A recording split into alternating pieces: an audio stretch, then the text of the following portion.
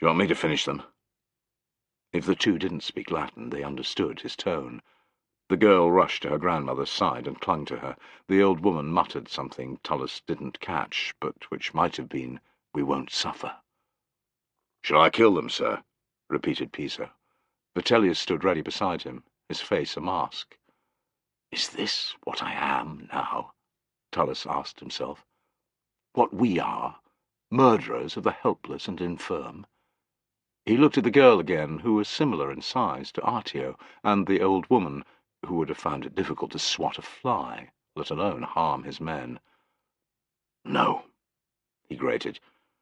"Vitellius, watch them. Piso, come with me." Like other longhouses, the walls had been built by fixing a lattice of small branches between wooden posts driven into the ground. The meshwork of branches had then been slathered with a generous covering of mixed clay, earth, dung, and straw. Tullus found a spot in the back wall and slammed his heel against it. Brown clods broke away, and he stamped again, snapping a few branches. Using his sword to enlarge the gap, he soon created a hole large enough for the girl to get out. He peered outside, and was pleased to see the tree line no more than 20 steps away. "Make it large enough for the old woman," he ordered Piso. "Do it fast." Tullus could have sworn that Piso looked pleased. He certainly set to with a will. "You must go now," Tullus said to the pair. "Through the hole at the back. The forest is close. Our soldiers are no longer encircling the village, so you will be able to escape." They stared at him with disbelief. Tullus repeated what he'd said. As the trumpets ordered the advance outside, he added, "Move! Someone might still come in. They won't be so merciful." "Merciful?" the girl hissed, her eyes now wild with hate. "You call butchering the inhabitants of a village merciful?" "Move!" Tullus ordered, pointing with his sword. The girl's grandmother whispered in her ear, and she quietened. Together they walked to the hole in the back wall. As Piso stood aside, he proffered a lump of bread. "You need this more than me," he said in broken German. Again the girl seemed about to express her anger, but the old woman took the bread with gratitude. She urged her granddaughter outside. Then, easing herself into the hole, she glanced back at Tullus and gave him a nod, before also disappearing. Tullus felt a little less soiled. He eyed Piso and Vitellius, who were waiting for him to speak. "Not a word about this to anyone, you understand? Not a fucking word. If I hear as much as a whisper, you'll wish you'd never been whelped, so help me." "Aye, sir," they both muttered. "Outside," ordered Tullus. He emerged from the longhouse's doorway when Tubero came riding up, his usual retinue behind him. As usual, the sight of Tullus made his lip curl. "I come to inspect your cohort, Centurion, and instead find you ransacking a hovel for scraps like some common soldier. So much for the pride of the legions." A dutiful laugh rose from his staff officers, and Tullus's temper, so often his bane, flared. "I wasn't looking for food, sir. I heard something inside and went to investigate." "That's more commendable. How many more did you kill?" "None, sir," replied Tullus, forcing a regretful expression onto his face. "It must have been a scavenging dog. There's a hole in the back wall, you see." "A dog?" The disbelief was clear in Tubero's voice. His gaze fell on Piso and Vitellius. "Did either of you set eyes on this dog?" "No, sir," said Vitellius, "but I heard it." "Me too, sir," lied Piso with relish. Tubero's lips thinned, but his interest moved on. "Time to leave this shithole, Centurion. Are your men ready?" "Yes, sir." "I understand that the next village is larger than this. We'll have to work hard to ensure that all of the Marsi filth are laid in the mud before dark. I expect your cohort to play its part?" "It will, sir, as ever," replied Tullus, wishing that a battle awaited, not another massacre. With another contemptuous look, Tubero rode on to the next unit. Tullus tried to find solace in the fact that he had saved 2 lives, but in the face of what they had done, and what awaited them a few miles away, it was impossible. The coming days would prove no better, he knew. The only choice left open to him was to wall off what happened, even to pretend it wasn't happening, and carry on. Perhaps there was one benefit to the mass slaughter, he decided. Germanicus's campaign of death and destruction would attract Arminius's attention in the same way as the screams of a wounded rabbit drew in a hunting fox. To Tullus's frustration, Arminius and his Cherusci warriors did not materialize during the following days. Unhindered, the legions and auxiliaries laid waste to every Marsi settlement that they found. News of their presence spread fast, and a good number of the villages were deserted by the time the army arrived. It was a secret relief to Tullus, although he admitted that to no one. They found no sign of the eagle mentioned by Degmar. Numerous chieftains and tribal priests died under torture ordered by Germanicus, protesting that they knew nothing. The prisoners were either telling the truth, Tullus concluded, or regarded the eagle as a prize worth dying for. Either way, the Romans' failure to locate even one golden standard, most particularly for Tullus that of the 18th, boded ill for their recovery. He drank a lot of wine during the month-long campaign.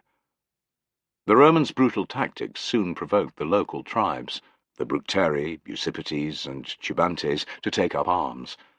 Wary of confronting Germanicus's heavily armed legionaries in open battle, they began to harass the force as it marched back to the Rhenus, the job of restoring morale complete. They attacked the Romans inside forested areas, as Arminius had done, where the legions could not deploy in their usual battle formations. Over a 2-day-long period, more than half a dozen assaults were made on the miles-long column. Scores of soldiers were killed and injured, but discipline remained good, limiting the tribesmen's success. On the 3rd day, knowing that Germanicus's host would soon reach the relative safety of open ground, they attacked in greater force, striking hardest at the rear. That day it was the turn of the 20th Legion to form the end of the column, so Tullus only heard the dramatic tale of what happened afterwards. Confused by the strong enemy attack, the 20th's lines had wavered. Heavy casualties were being sustained, and things were looking bleak until Germanicus, who had heard what was going on, rode back to seize control of the situation. His exhortations to the 20th's legionaries to turn their guilt into glory had dramatic results. The tribesmen were driven back, allowing the army to stop and construct a fortified camp for the night. Resistance melted away as the Rhenus drew near, allowing the army a safe passage to the western bank and their camps. Spirits were high, and the camaraderie of old had returned as the expedition came to an end. Wiser to his soldiers' needs since the rebellion, Germanicus discharged scores of veterans who had served their time. He also laid on several days of games. Food and wine were provided in great quantity for the festivities' duration. These unexpected bounties fell like spring rain on young seedlings. So too did the usual 4-monthly payday, which was boosted by the addition of a special bonus paid for by Germanicus himself.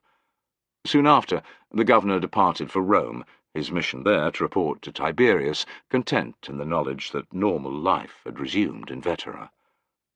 He left instructions with Caecina, which were soon relayed to Tullus and the other centurions. The legions were to prepare for a major campaign the following spring. To keep the officers' minds focused on the task in hand, Germanicus's final words were repeated verbatim at the end of every meeting in the months that followed. Varus and his men will be avenged. Arminius and the tribes who massacred the 3 legions will pay. The lost eagles will be found, and our honour restored. They became Tullus's refrain as he knelt nightly before the shrine in his quarters. My soldiers will be avenged. Arminius and the tribes who massacred them will pay. The 18th's eagle will be found, and my honour restored. Grant me these things, great Mars, and you can have anything. Each and every time, Tullus paused before adding, including my life. Part 2. Spring AD 15. Cherusci territory, deep in Germania. Chapter 18. Arminius had been woken by the dawn chorus yet again. Although used to sleeping until later, he didn't mind. Each winter the dark, the cold, the lack of sunlight, and the drab brown of the countryside ground him down, month by dragging month. Spring's arrival, and with it the birds' sounding of joy, was to be welcomed. He had slipped from under the bearskin and blankets, taking care not to wake Thusnelda. After a fond look down at her sleeping, pregnant form, He had dressed and gone alone to the sacred grove. Some hours later, belly rumbling with hunger, right thigh aching, he came striding back into the settlement. A word with the guards outside Segeste's quarters, a daily habit, told him that the old man was up and about, and as irritable as ever. During Segeste's prolonged recovery from his beating, he had complained little, but things had changed of recent days. Arminius took a sour pleasure from hearing how pissed off he was. Arminius's own wound from the arrow had healed well. The priest had seen to that. It had taken months to return to full health, and, truth be told, his right leg wasn't as strong as before. It might never be, the priest had said. Keen to do all he could, Arminius was careful to do the exercises he'd been shown, and to have frequent massages. His efforts had paid off in part. Training sessions with Melo and other warriors were easier now. No one said it, but he knew he was no longer as dangerous a fighter. "I will be, one day," he told himself. Shoving away the bad mood that threatened, he returned the numerous greetings thrown his way, stopped to talk to an old friend of his father, and praised two boys driving a flock of sheep to pasture. By the time Arminius had reached his own longhouse, he was in good spirits again, and the rich smell of frying pork and mushrooms emanating from within made him smile. Thusnelda was preparing his breakfast. He stole inside, putting a finger to his lips to silence the slaves working at the animals' end of the building, and stroking his dog's head to quieten it.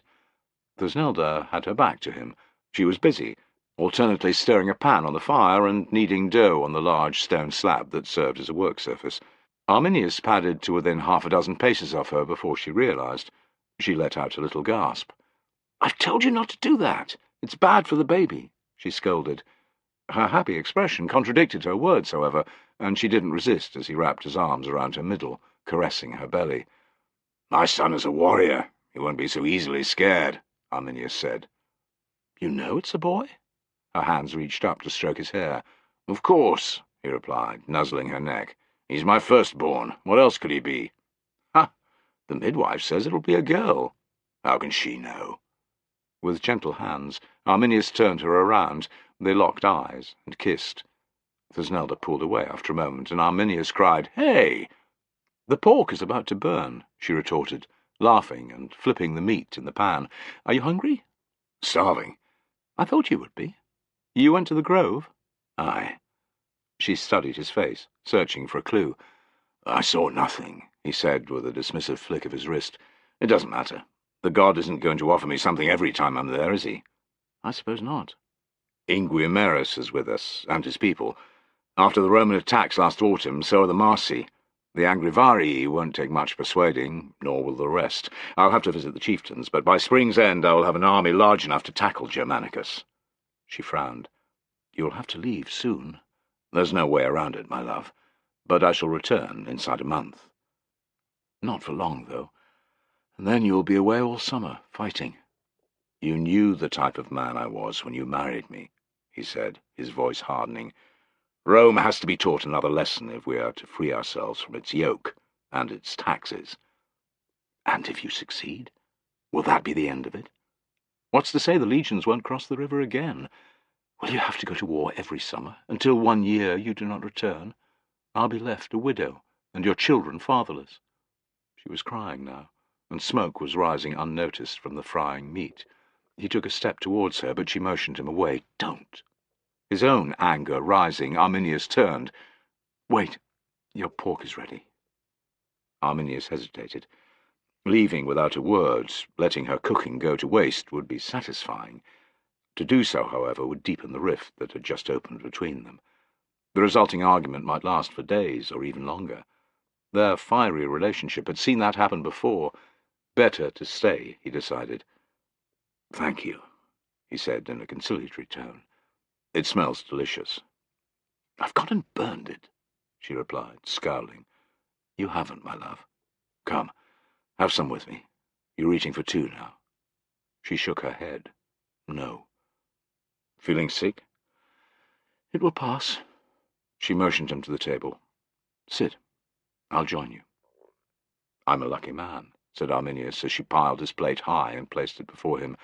"Not only are you a skilled cook, and beautiful, you're bearing my son." His flattery worked, and she took the stool beside his. You're not the only fortunate one. My husband is a fine, honourable man, and the greatest chieftain in the land, the man who united the tribes.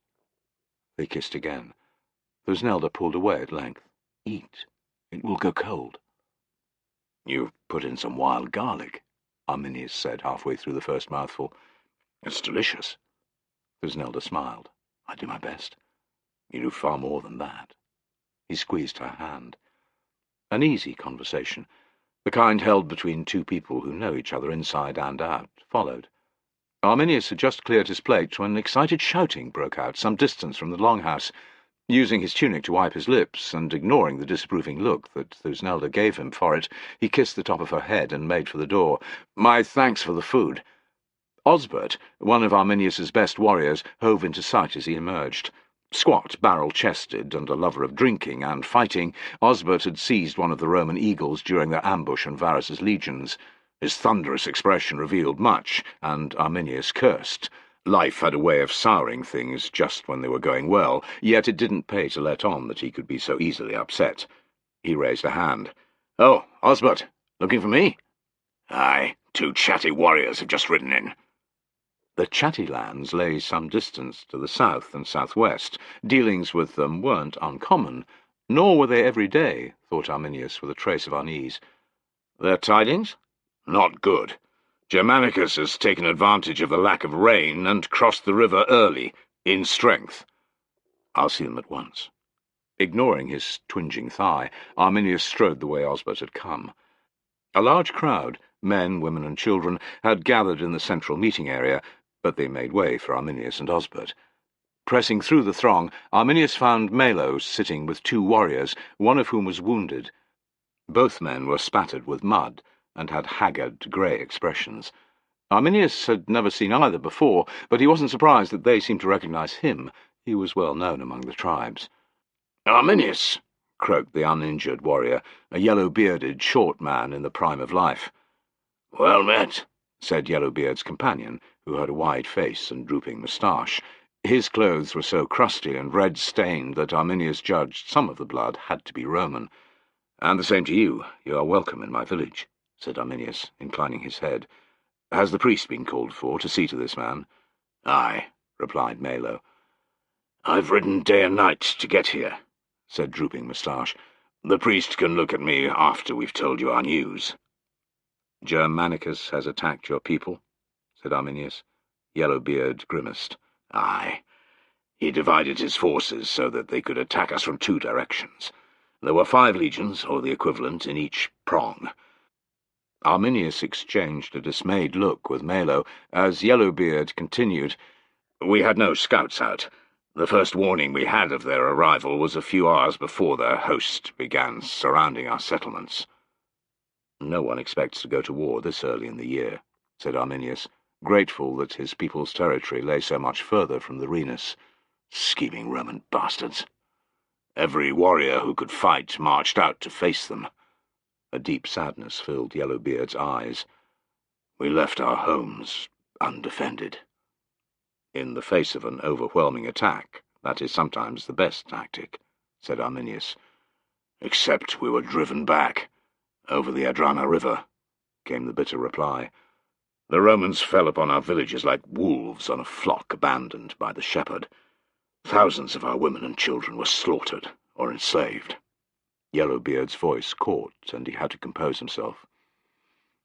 "Our counterattack made some ground at first, but we were forced to retreat a second time when they brought their archers and bolt-throwers into action." A silence fell, and Arminius waited. Tragedies of this magnitude hit a man hard. After a time, Yellowbeard began again. "Some warriors thought Germanicus might negotiate. We argued for hours, but in the end an embassy was sent to the Roman camp." A heavy sigh. "It was foolish even to think he might deal with us. The dog rejected our offer out of hand. Germanicus said that he had not come to make peace, but war. The news made many give up hope. Perhaps half the tribe surrendered without conditions, while the rest fled into the forests and hid." "This is terrible," Arminius said. "May the gods succor your people in their time of need." "There wasn't any sign of the gods when the Romans attacked, I can tell you," said Yellowbeard, his face twisting with anger. "When the killing was done, they destroyed what grain supplies remained and burned every settlement to the ground, including our capital, Matium. My people are destitute." "The Cherusci will send as much aid as we can spare. Food, blankets, weapons, medicines," said Arminius at once. 100 of my warriors will accompany you back to your lands and stay until shelters have been built for all." "You are generous indeed. We thank you." Yellowbeard bent his head, so did Drooping Moustache. "Let me guess Germanicus's next move," Arminius continued. "He is going to strike north at us, the Cherusci." "That would be my guess," replied Yellowbeard. "You know the old camp, built by Drusus' legions?" "I do." Built a generation before on one of the sources of the river Visurgis, the fortress had been deserted for many years. A strong hill position made it almost impregnable, thought Arminius, but of far greater concern was its proximity to his tribe's territory. "Roman scouts occupy it already." Arminius absorbed this news with real alarm. If the rest of the Roman host was heading to Drusus's old camp, which now seemed possible, Germanicus was intent on attacking his people next. "This is what you rode here to tell me?" "Aye," said Yellowbeard. "No man would wish what befell the Chatti on his worst enemy." "Then it is my turn to thank you," said Arminius. He turned to Melo. "Send a summons to all the settlements. Every whole-bodied warrior must be ready to fight within 2 days. I want every senior chieftain here by tomorrow." Melo was up and moving before he'd finished talking. Arminius eyed the Chatti warriors again. "You are exhausted and grieving for your loved ones. Take rest now. We can talk again later." Yellowbeard and Drooping Moustache gave him grateful nods as they were ushered away. Arminius raised his hands, silencing the unhappy muttering that had broken out among those listening. "Do not let fear enter your hearts," he shouted. "Remember what I did to the Romans the last time they were in our lands." Faces lit up. "Those were blessed days. The gods were smiling on us." "It seems the bastards weren't taught enough of a lesson 5.5 years ago. They will learn it anew. The ground will be soaked in their blood, and the forest carpeted with their dead. Our warriors will return laden with booty. Victory will be ours." Arminius raised a fist, and they cheered him, not as loud as he would have liked, but enough to show their courage hadn't been destroyed by the Chatti warrior's blood-curdling tale. Arminius felt little of his proclaimed confidence. With the Romans so close, there wouldn't be time to rally more than the warriors of his Cherusci faction, as well as those of Iguiamerus. Their total strength would be perhaps 9,000 spears, nowhere near what was needed to defeat Germanicus's entire host, or even half of it. Fear, real fear, such as Arminius had not felt in many a year, raked at his guts. Chapter 19. Tullus's mount tossed its head and gave its neighbour to the left a playful nip on the ear. Its target was unappreciative, whickering and biting back. Tullus and the other rider, no less than Flavus, Arminius's brother, had to spend a few moments reassuring their horses before calm had been restored. The pair, along with 3 turmae of auxiliary cavalry, were concealed in the forest some distance to the south of Arminius's settlement. Sunrise wasn't far off, and 4 days had passed since the Roman army had marched west, leaving them behind as the last Roman forces in the area. Wary of the potential for disaster so deep in the tribal hinterland, Germanicus had opted not to strike at the Cherusci settlements and Arminius's jugular. Instead, he had led his high-spirited soldiers back to their camps. Germanicus hadn't taken all his troops, however. Frustrated by his own cautious decision to withdraw, he had ordered a daring raid to free Segestes. Speed would be of the essence during the mission, and so a cavalry force had been the obvious choice. Flavus, a trusted ally still, had stayed behind with 2 turmae of his men and a turma of Chauci. He had been picked by virtue of his origins and relationship to Arminius, the Chauci because, unlike Flavus's warriors, they would arouse no suspicion when they rode in 2s and 3s as spies into the local settlements. Tullus was there because he was one of the few senior Roman soldiers left who would recognize Arminius. At first, Tullus had not been happy that Flavus was in command. He was Arminius's brother, after all. Tullus had buried his misgivings after Flavus had explained the reason he had stayed loyal to Rome when his brother had not. "Arminius and I never got on, even as boys," he had said. "A promise meant nothing to him then, and it still doesn't. Taking an oath is different for me. I'd rather die than go back on my word." Flavus had stared at Tullus, meeting his gaze for long moments. In the end, Tullus had decided that Flavus was telling the truth, and he respected him for it.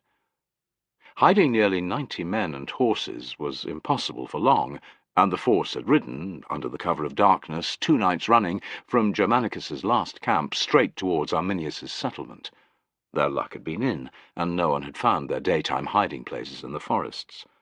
On the 3rd morning, groups of the Chauci had gone to scout the area, and to see how many warriors they might face. They had returned with good news. Segestes was still a captive, and most of Arminius's best men were absent. The bad news was that so too was he, visiting the nearby tribes. Germanicus's other order, to kill Arminius if they could, had become an impossibility. Tullus couldn't help but feel disappointed. Dawn had yet to break, on this, the 4th day, but it wouldn't be long coming. Birds were calling from every tree. An orange-red colour was seeping up the sky from the east, and the night chill was receding. Tullus bent his neck to one side, then the other, stretching taut muscles. They would move soon. Arminius's absence now meant that Tullus was not needed, yet he was glad to be here. Success would be akin to giving Arminius a hefty kick in the balls and a real blow to his pride. Better than nothing. And failure? Tullus didn't dwell on that. Beyond asking Mars not to let him be taken by the enemy, death would be preferable. "Ready?" asked Flavus. A blocky man, he had blonde hair that had given him his Roman name, but his scarred face was similar to that of Arminius. Despite having only one eye, he had the same intense stare, the type that one fights before they had started. "Run through the plan one more time," replied Tullus. "It's 2 miles to the settlement. We travel there at the trot. On the outskirts, we split up. The Chauci will ride among the houses on the left, and one of my tuomae those to the right. I'll take my second tuoma and surround the building where Segestes is being held. One of the Chauci will be there to point it out. You'll be with me. We kill Segestes' guards and free him," added Tullus. "Any horses present are to be driven off, and then the longhouses are to be sacked." Germanicus had given orders to search for standards and other valuables lost during the ambush. Rumour was that the Cheruscan leader had given the 3 eagles as rewards to his allies, but Tullus still dared to hope that this was not the case. "Aye, the warriors mustn't lose control of themselves, or the whole thing might come undone. If Arminius' second-in-command, Melo, is about, he could rally the warriors." "Will your men do as they're told?" asked Tullus. Once the bloodlust took hold, soldiers became hard to rein in, and auxiliaries' discipline was nothing like that in the legions. "They will, or they'll face this," replied Flavus, with a grim tap on his sword hilt. "The chieftain leading the Chauci has sworn his riders will obey him. If it goes to plan, we'll be riding away within the hour." Tullus nodded. "All I have to do is not fall off my horse or get hit by a spear," he thought. He fixed his mind on the outside chance that they might find an eagle, maybe even his eagle. Such cheering thoughts were hard to maintain, however, and he was relieved when Flavus gave the order to ride out. Tullus had travelled to this region once before, under Tiberius, but never with so few companions. As the farmers' fields and scattered houses passed by, Tullus brooded on the fact that 90 riders was a puny force compared to the number of warriors a large settlement could put out. He hoped the scout's information was accurate, and that most of Arminius's men were away. Tullus couldn't say this, but it was unsettling to have German auxiliaries around him, rather than Roman legionaries. Yet the dice had been thrown, so he shoved away his concern as best he could. Thanks to the early hour, few souls registered their passing, although many must have wondered from their beds what the pounding hoofs signified.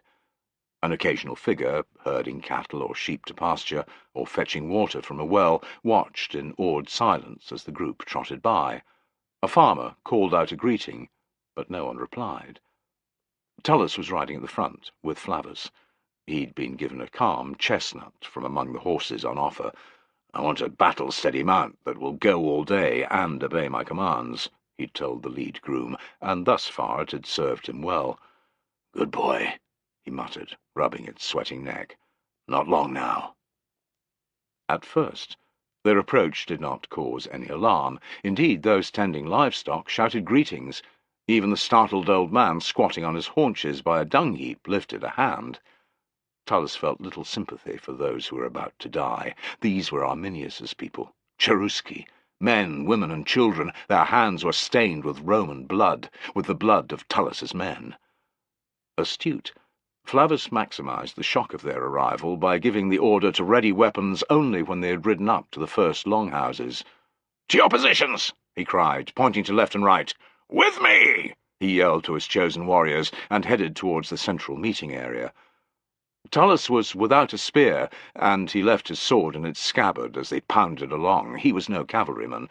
What fighting there was to be done he'd do on foot. His decision left him vulnerable, and he kept close behind Flavus. Happily, the path to Segestes' longhouse lay bare of warriors. A vacant-looking youth, who didn't get out of the way, was cut down, and a woman standing in her doorway took a well-hurled spear through the belly, but there was no one to confront them. 4 guards stood outside Segestes' prison, but they stood no chance against 30 fast-riding, combat-ready warriors. A volley of spears scythed in with lethal force before the sentries had had a chance to do anything. They fell to the ground, dead or dying. The party dismounted, handing their reins to the 3 men delegated to hold the horses. In the lead, Flavus was already throwing open the door, his sword ready. He exchanged a look with Tullus. "Ready?" And they ducked inside. The place reeked of damp, mouldy thatch and sweat. There was little furniture, apart from a bed near one end, a table and 1 chair. This last was being brandished by a wild-eyed Segestes who had heard the commotion outside. "Come on, you cowards!" he roared. "Peace," said Flavus, lowering his sword and motioning Tullus to do the same. "We have come to free you." "Eh?" Hope mixed with the suspicion in Segestes' rheumy eyes as he lowered the chair. "Flavus? Can it be you?" "It is, and I am Senior Centurion Tullus," said Tullus in Latin, stepping into the light entering from the chimney-hole in the roof, and pulling back his cloak so that the falloret on his chest winked and glittered. All of a moment, Segestes' bravado vanished, and a smile worked its way onto his lined face. "Segamundus's message got through." "It did. Your captivity is over. Come." Flavus beckoned. "We've been told that Arminius is away," said Tullus, his heart pounding. "Is that true?" "Aye, the whoreson is off recruiting more chieftains to his cause." Segestes spat on the floor. The news wasn't unexpected, yet fresh bitterness scourged Tullus.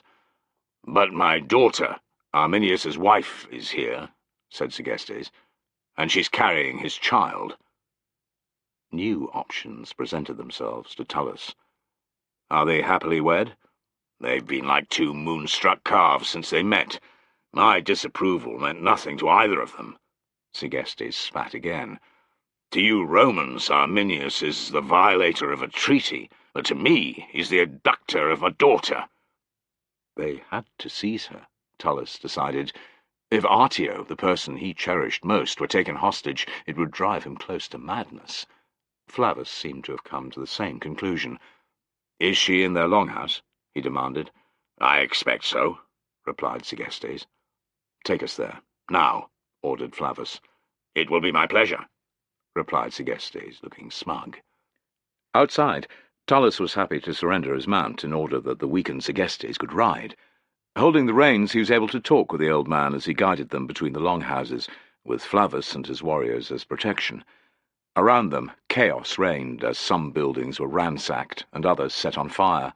The reek of smoke and burning flesh was thick in the air. Women screamed, men called for their comrades, and babies wailed. Distinguishable as auxiliaries only because they were on horseback, Flavus's followers trotted hither and thither, killing at will. Tullus took no joy from the indiscriminate carnage, yet he derived satisfaction from each dead warrior and retrieved Roman standard. There were plenty of both, but no Legion eagles. Segestes appeared discomforted by the bloodshed, and when Tullus noticed, he said, "Know that I became Rome's ally not because I hated my own kind, but because peace is better than war. If Arminius had not acted as he had, this would not be happening. The land would be at peace, and upwards of 14,000 legionaries would still be alive," interjected Tullus bitterly. Understanding bloomed in Segestes' eyes. "You served in one of the 3 legions. You were there." "I did, and I was. Like you, I tried to warn Varus before the ambush." Segestes looked surprised, and Tullus went on. "I'd had suspicions about Arminius for some time, but I had no proof, nothing solid to give Varus. Perhaps if I'd managed to speak with him just after you had, things might have been different, but he had gone hunting by the time I got to his tent. I didn't manage to approach him for days afterwards. Even then he wouldn't heed a word of what I said. Arminius's silver tongue has ever been able to win people over," said Segestes with a scowl. "Man or woman." "She's in that one." Segestes pointed at a longhouse to the left. "How will Arminius react to the news of his pregnant wife being in the custody of Rome, I wonder? My brother loves Thusnelda, and he has always wanted an heir. Their loss will drive him frantic," said Flavus, his eye glittering. He shouted a command, and a dozen of his men barged their way into the house. An indignant scream went up, and then another. It wasn't long, however, before they emerged, with Thusnelda, who kicked and struggled like a wild cat, needing 4 warriors to restrain her. One of her captors had a bleeding scratch on his face, and a second was limping. "She's spirited," said Flavus. "Aye." Tullus felt little sympathy for Thusnelda. She was his hated enemy's wife. As long as they reached the nearest Roman forces before the inevitable pursuit caught up, they would have delivered a more humiliating blow to Arminius's pride than the freeing of his father-in-law. His fury would know no bounds. The next time there was an opportunity to face Germanicus's forces in battle, Arminius would not hold back. But there would be no repeat of the bloody ambush in the forest and bog, thought Tullus with relish. Germanicus's 8 legions guaranteed defeat for Arminius and his allies. Chapter 20. Arminius was riding hard. He was, he thought, less than 3 miles from his settlement, and individual twists and turns of the woodland path were becoming familiar. A little way to his left, there, was a good spot for fishing the nearby stream. In the distance he could see the low hill favoured by the local priests. He'd been riding at breakneck speed for some time, and his mount was floundering. Strings of saliva ran from its open mouth and down its neck, and its sides were dark-streaked with sweat, but Arminius didn't give a shit. Infuriated by its gradual loss of pace, and without a whip, he had taken to slapping its haunches with the flat of his sword. If the beast died beneath him, so be it. Getting back was all that mattered. Over the course of the previous 2 days, he'd crippled one horse and exhausted several others in his efforts to return. The warriors in his party had long since been left behind, but he didn't care about that either. "On, curse you!" he cried, bringing down his blade on the horse's rear again, eliciting a deep grunt of pain. There was only a fractional increase in speed, which soon fell away. Arminius was about to strike the horse again, but it staggered, and he lowered his arm. There were no farmhouses in sight. If his mount collapsed, he would lose valuable time searching for a fresh one, or running to the settlement. Better, then, to ride on slower than he wished. The news of Thusnelda's abduction and the freeing of Segestes could have reached him in few worse places. He had been on the far side of the river Albis, visiting the Semnones tribe, who lived to the east of the Cherusci lands. At the time, it hadn't mattered that the chieftain he wanted to talk to was on a hunting trip a day's ride further east. That was until a warrior sent by Melo had come looking for Arminius with the calamitous tidings. He could still see the fear of his reaction in the warrior's eyes, and his ears yet rang with Melo's gut-wrenching words. "Your brother Flavus has raided the settlement. Your wife has been taken, and Segestes freed. Our horses are gone too, but I've given chase." A throbbing fury pulsed behind Arminius's eyes, causing a momentary darkening of his vision. Thusnelda! He wanted to scream. Melo got it wrong, he told himself. The fool has addled his brain with too much barley beer and dreamed the whole thing. The tactic didn't work for even 2 heartbeats. He knew that his second-in-command was more loyal, more dependable than anyone. The stars would fall from the sky before Melo sent a message in error. Arminius ground his teeth. "I'll find you, Flavus, brother," he thought, "and cut your beating heart from your chest, but not before I've fed you your own balls." He could see the first longhouses now. The chances of Melo having rescued Thusnelda were slender, but Arminius's heart quickened anyway. "Come on, you useless creature!" he shouted, hitting the horse again. This time it didn't speed up at all, and, despite his frustration, Arminius had to accept that its energy was spent. He threw himself from its back and began to run. "Melo! Where is Melo?" he shouted, herring past a surprised-looking woman carrying 2 pails of water. He was past her so fast that her reply was lost. Arminius broke into a sprint, making for his longhouse. He found a smouldering ruin. The walls remained, and the great oaken truss at each end that had held up the roof, but that was it. Even the doors had been burned away. The smell of charred flesh, whether animal or human, lingered in the air. The shock brought him to his knees, slumped his shoulders, and bowed his head. Tears such as Arminius never cried welled in his eyes and poured unchecked down his cheeks. "Thusnelda," he whispered. The attack was beyond anything he could have imagined from the Romans. It was so fucking clever. They must have known my warriors weren't here, Arminius decided, and that I was away. The realization crashed in at once. Flavus had sent spies to the settlement beforehand. Finding its defences weakened, he had gone ahead with the raid, taking not just Segestes, but the extra prize of Thusnelda. "You're here," croaked a familiar voice. Arminius twisted round. Shock filled him, his left arm wrapped in a grubby bandage, his face spattered with mud and sweat, and with hair sticking out at every angle and purple craters under his eyes. Melo was almost unrecognizable. Filthy clothed, limping, he looked like a bog-buried corpse brought to life. Arminius rose. "What news?" Melo shook his head, and the motion sent knives stabbing through every part of Arminius. "I'm sorry," said Melo. "I sent warriors after Segestes and Thusnelda, on foot, the moment I got back from my uncle's village, while we tried to round up the horses. Doing that took more than half a day. We then rode after them day and night, but the Romans' lead was too great, and Germanicus had 5 cohorts lying in wait 30 miles away to meet them. I led one attack anyway, and lost more than half the men with me. I thought about going to the Horsens again, but it would have been suicide." Arminius bunched his fists and breathed deep, and unclenched them again. "Tell me everything. Do not leave out a single detail." He listened in grim silence as Melo laid out the sorry tale from beginning to end. "I should have been in the settlement. If I had, maybe I could have got her away to safety," said Melo, his eyes tortured. "Forgive me." "Why shouldn't you have been visiting your uncle?" The words almost choked in Arminius's throat, so great was his own feeling of guilt. Why hadn't he been here? "Gods," he said. "She'll be on the Roman side of the river by now, with her father." "Aye." Again Melo's gaze met Arminius's. "Do you want me to raise a war party and see if we can free her?" Arminius sighed. "You're a good man, Melo. There's nothing I would like more. But think of the strength of the Roman forces on the west bank of the Rhenus. We would be throwing away our own lives, and those of the warriors with us, for nothing. Thusnelda will be taken to Italy at once, as a trophy. The Romans want to ensure I never see her again, and that my son grows up without a father." A wall of grief hit him, and he closed his eyes.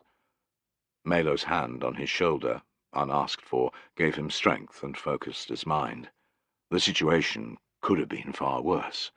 The casualties suffered during the raid had been light. If Germanicus had attacked with greater force, they would have been cataclysmic. Not to do that, Arminius decided, had been a grave mistake by the Roman general. He let his rage swell, letting its power fill every corner of his being.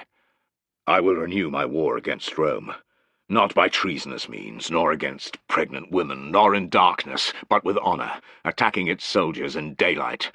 If our fellow tribesmen love their lands and forefathers and their ancient ways more than life under the Emperor's heel, then they will follow me. I will lead them to glory and to freedom rather than segestes. Arminius spat the word. Who would give them nothing but shame and slavery? Give me the chance, great donor, and I will slay not just Segestes and my motherless get-up brother, but Germanicus too, he vowed, his voice throbbing with fury, and every legionary and auxiliary that follows in their wake. Vengeance had become the sole reason for Arminius's existence. Chapter 21.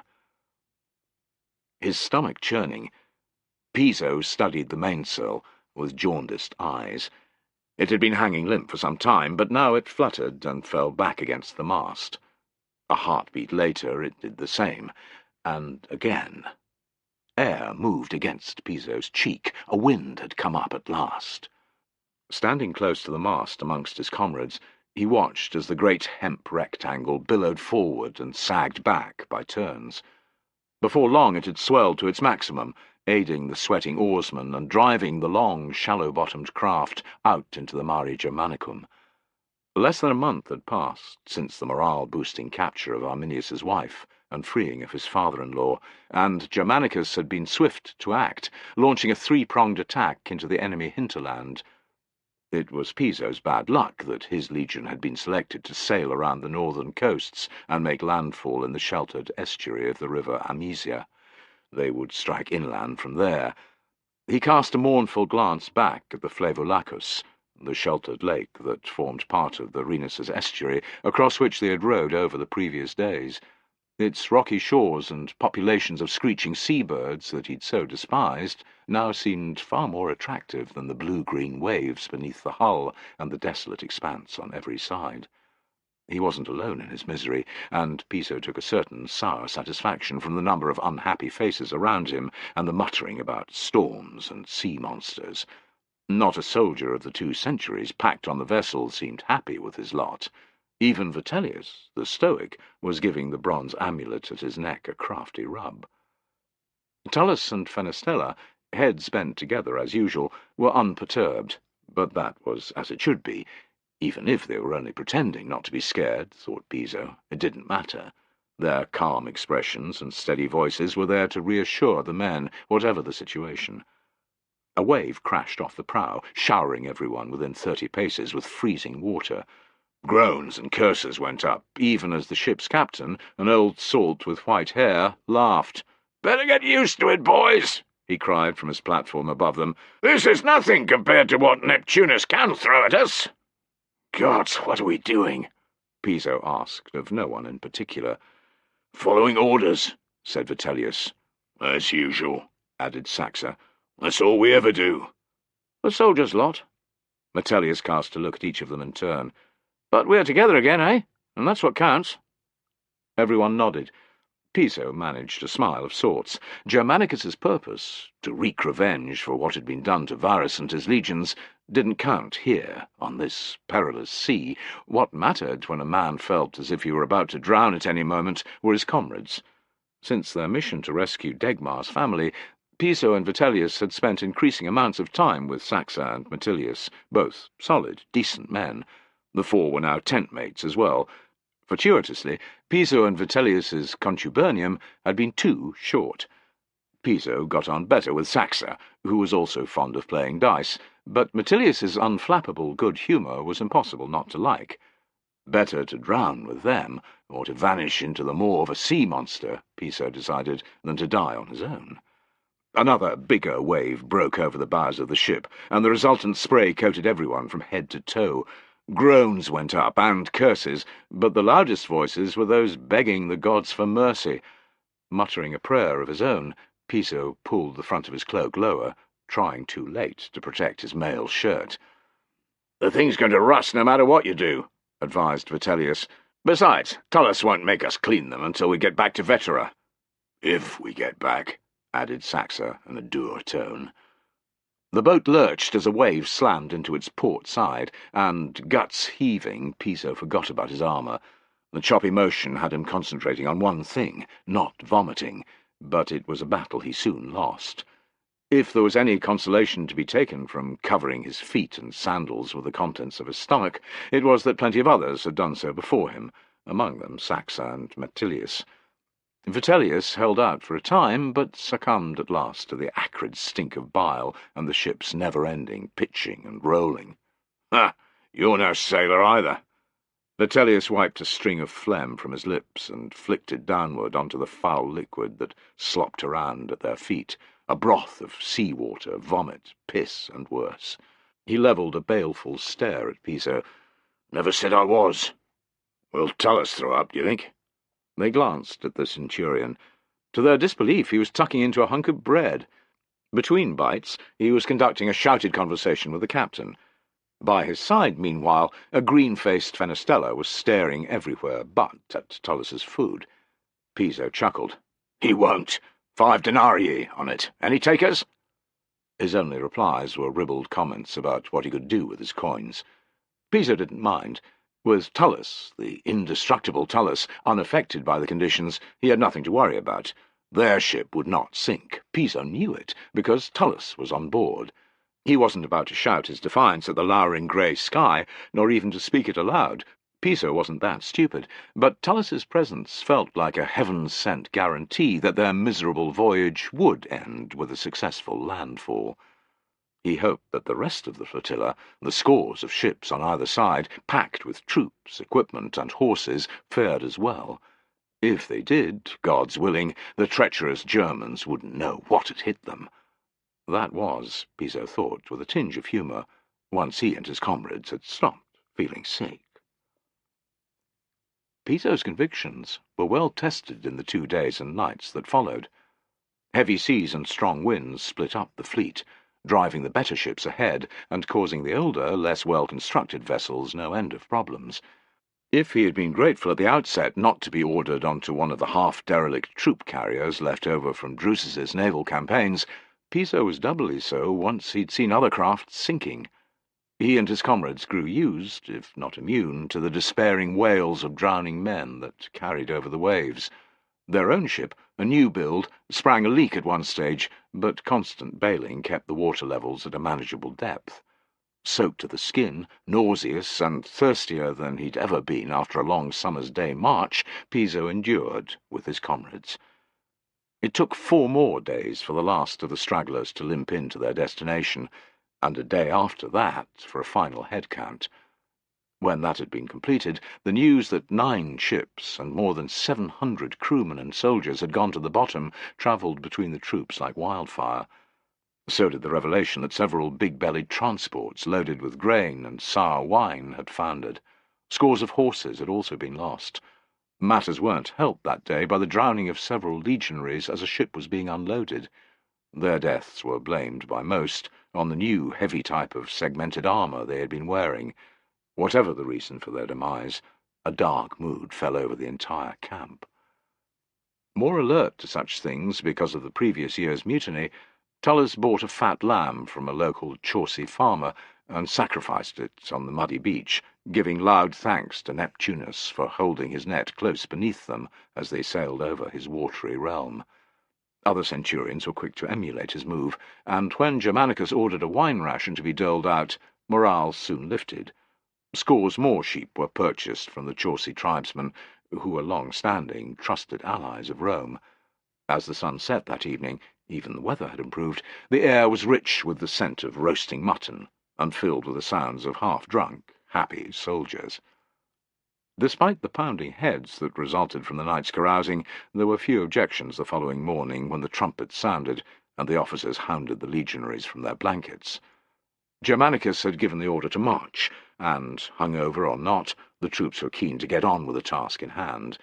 They weren't here to paddle in the sea and to look for shells along the shore, Tullus roared, but to find the tribes who had slain their comrades and to wipe them out. His men yelled back their approval. Piso was in an optimistic mood. With solid ground underfoot, dry clothing, and a full belly, it was easy to feel good about the world.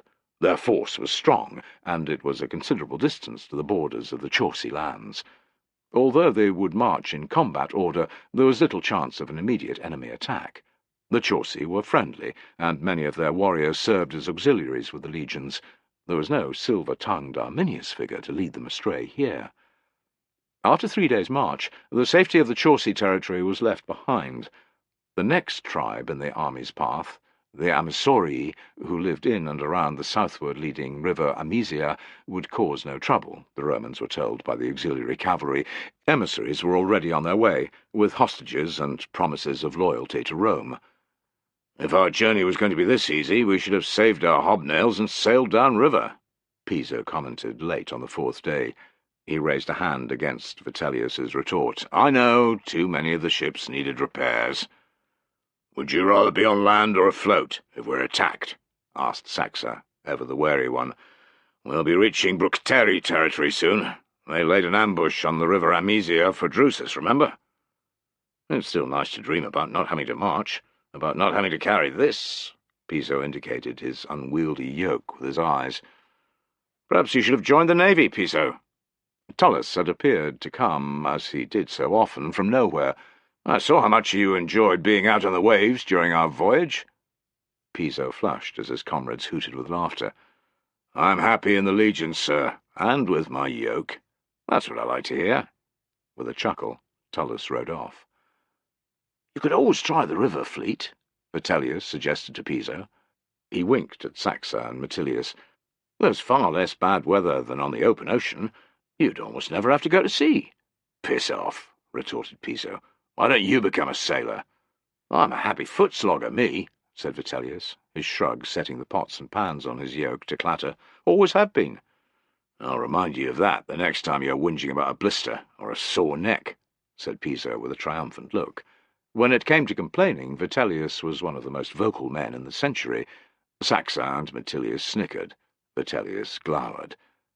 Piso grinned. It was at times like this, he decided, that life was at its finest. He was with his closest friends, joking and carrying on like carefree youths. They were marching heavily laden, it was true, and sweating like mules, but the weather was pleasant and not too hot.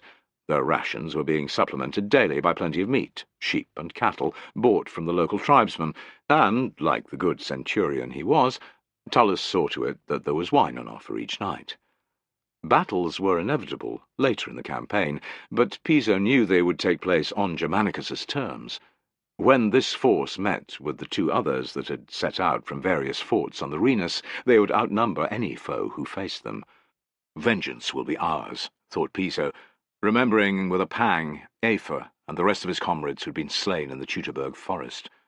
"Arminius can try his best, but we will send every last one of his warriors into the mud. Rome will emerge triumphant," he promised himself.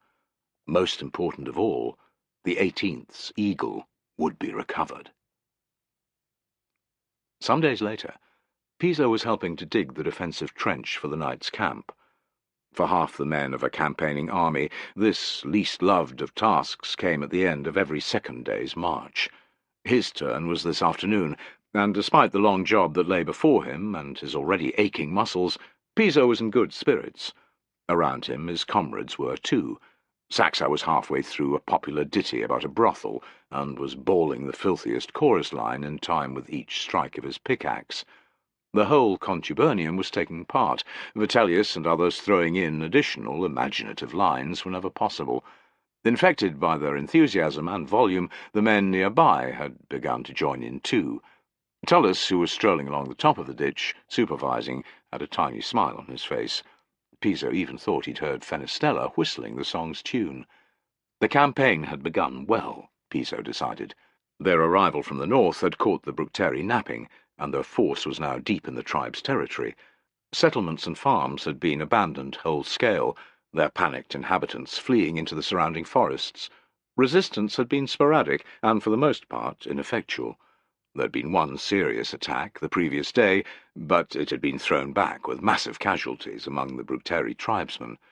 Piso hadn't even seen the fighting, because the assault had struck a different part of the marching column.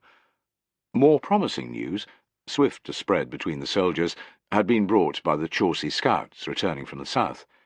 The 2 other parts of Germanicus's army, one under the command of the general Caecina, and the second under the legate Stertinius, had already combined, and were less than 20 miles away. Together they had also lain waste to large numbers of Bructeri villages and slain many hundreds of warriors. If things continued like this, thought Piso, there was a chance that they'd be back in Vetera before the harvest. He dampened his enthusiasm before it took root. Germanicus would not lead his vast army back to its camps early. Teaching the tribes who'd risen against Rome their lesson would take time, even if the legions won every battle. "We'll be here until the autumn," Piso told himself. "Get used to it." Saxa had reached the last verse of his song, in which the hero, a legionary naturally, is forced to choose between his comrades, who are leaving on campaign, and a big-breasted, willing whore. Conscious that every soldier within 50 paces was hanging off his words, he'd stopped digging, a risky move with Tullus still about. Yet Saxa had made a calculated judgment. Piso spied their centurion close by, hands on hips. A broad and unusual grin was splitting his face. Clear permission for Saxa to finish. Cheering broke out as Saxa bellowed the final line, telling the legionaries what they'd heard 1,000 times, that a good fuck is unforgettable, but doesn't last. A man's comrades, on the other hand, will stay with him to the end, even unto death. "I hope he nailed her good and proper before walking out the door," shouted Vitellius. It was an old joke, but roars of laughter rose nonetheless. "A fine rendition, Saxa," said Tullus. "Time to get back to work. The same applies to the rest of you maggots." The meaningful tap of his vetus on his right greave was lost on no one, and every soldier bent his back at once. Tullus's beady gaze wandered up and down the ditch before he resumed his pacing. Piso and his comrades continued to talk amongst themselves in quiet tones. Tullus permitted that, as long as their work rate was satisfactory. Veterans all, they didn't need much encouragement. Once the camp was built, their tents could be erected, and they could shed themselves of the dead weight of their armour and weapons. The trench was complete, and the rampart half finished when Tullus gave the order to fetch the palisade stakes that would decorate the top of the completed defences.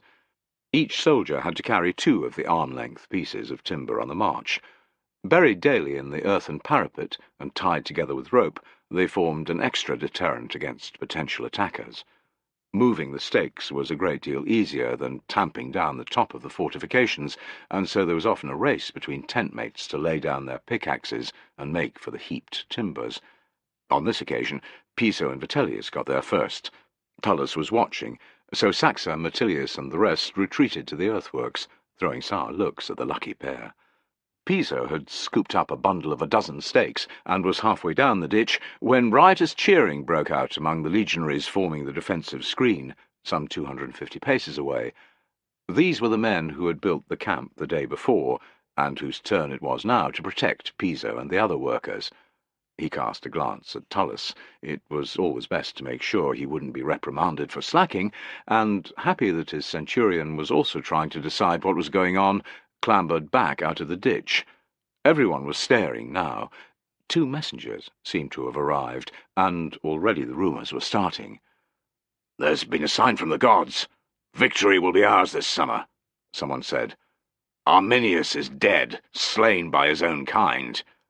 The Angravarii have come over to us, or the Chasori, maybe both." Piso couldn't help but chuckle. The stories were growing more outlandish by the moment. If the truth didn't emerge soon, men would have Tiberius arriving in their midst, brought by Mercury himself. He sniffed. Gods did not carry anyone, even the rulers of empires. Emperors did not visit their far-flung provinces, still less risk their imperial lives in barbarian lands. The cheering was because of something more banal, like the discovery in a settlement of hundreds of barrels of German beer. Then Piso heard the word eagle being shouted. His heart almost stopped, and his eyes shot to Tullus. The loss of the 18th's revered standard had hit him harder than anyone Piso knew. All the colour had drained from Tullus's face. Piso looked back. The messengers, 2 men on sweat-soaked horses, had cleared the legionaries' screen and were galloping towards them and the camp entrance, which lay close by. Piso's mouth fell open as Tullus strode right into the rider's path. The pair had to rein in hard to avoid trampling him. "Out of the way!" shouted the lead horseman. "We carry important news for the imperial governor himself." It was as if Tullus was deaf. He took hold of the first horse's reins, ignoring the rider's outrage. "What news?" The messengers shared a look. Then the lead one shrugged and said, "An eagle has been found, sir, among the Bructeri."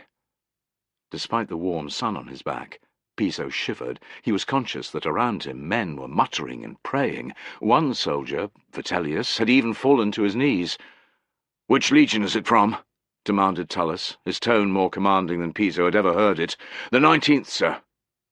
Tullus's hand fell away from the reins, and he stepped back.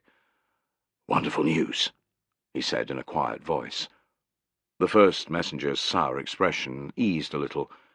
"You were in the 17th or 18th, sir?" Tullus's head came up again. Even at a distance, the pride in his eyes was clear. "The 18th. A fine legion, sir," said the messenger. "May your eagle be found next." "It's only a matter of time." Tullus's tone was confident. Stepping back to allow the riders past, he wheeled towards his watching men. "Do you hear that, brothers? One eagle has flown home, and the other two will soon follow. Roma Victrix!" The refrain was taken up all along the ditch and rampart. "Roma Victrix! Roma Victrix!" with tears of joy running down his cheeks. Piso roared the words until his voice cracked. Chapter 22. Several days had passed, and Tullus was standing in warm, late-afternoon sunshine outside Germanicus's vast command tent. A summons to attend his general at his earliest pleasure, delivered a short time before, had allowed scant opportunity for his servant Ambiorix to polish his helmet, falere, and belts. For all that they were on campaign, not in barracks, standards had to be maintained. Tullus cast a critical eye over himself, and sighed. Old Ambiorix, stiff-fingered and still resentful at having to do what Degmar had done for years, was no longer capable of putting a parade-standard shine on equipment, but there was nothing Tullus could do about it now. Putting the state of his kit from his mind, he wondered yet again what Germanicus wanted with him. The command tent was a busy place. A double century of legionaries stood guard around its perimeter, and there was a constant flow in and out of officers, slaves, and messengers. Tullus wasn't the only one waiting. Ahead of him were three others: Tubero, an auxiliary officer, and a portly, balding merchant. It was no surprise to Tullus that Tubero ignored everyone else. That was how most high-ranking officers behaved. For Tullus's own part, he didn't want to talk to the auxiliary, who looked to be an Ubii warrior. Apart from Degmar, and to some extent Flavus, Tullus's view of Germans had been forever tarnished by the ambush in the forest. As for the merchant, he looked like so many of his kind, greasy-smiled, rotten-toothed, and liked to sell his own mother if it earned him a coin. If Tullus were to have a conversation with anyone present, it would be with the more senior officer in charge of the guards, a solid-looking centurion, whom he knew by sight. The centurion was busy checking on his men, however, and dealing with those entering the tent. Tullus shifted the strap of his baldric a fraction so it didn't pinch the skin at the base of his neck, and thought, I can talk to him later. For now I can just enjoy the sunshine and think. With luck, Germanicus would reveal something of his plans. The campaign had stalled, and Tullus was chafing to get back into action. The recovery of the 19th's eagle had stoked the old fires inside him. Every night his dreams were of finding his old legion's golden standard, and of killing Arminius. Perhaps it wasn't fair to say that the campaign had stalled, Tullus decided. An army the size of Germanicus's current one, more than 45,000 men, together with many hundreds of horses and mules, required the most enormous quantity of food daily. Large raiding parties of legionaries and auxiliaries had stripped the surrounding countryside of livestock and stored grain, and still it was insufficient. Wary of being attacked by Arminius and his allies without enough supplies for a retreat, Germanicus had had his troops set up a temporary encampment on the banks of the river Lupia.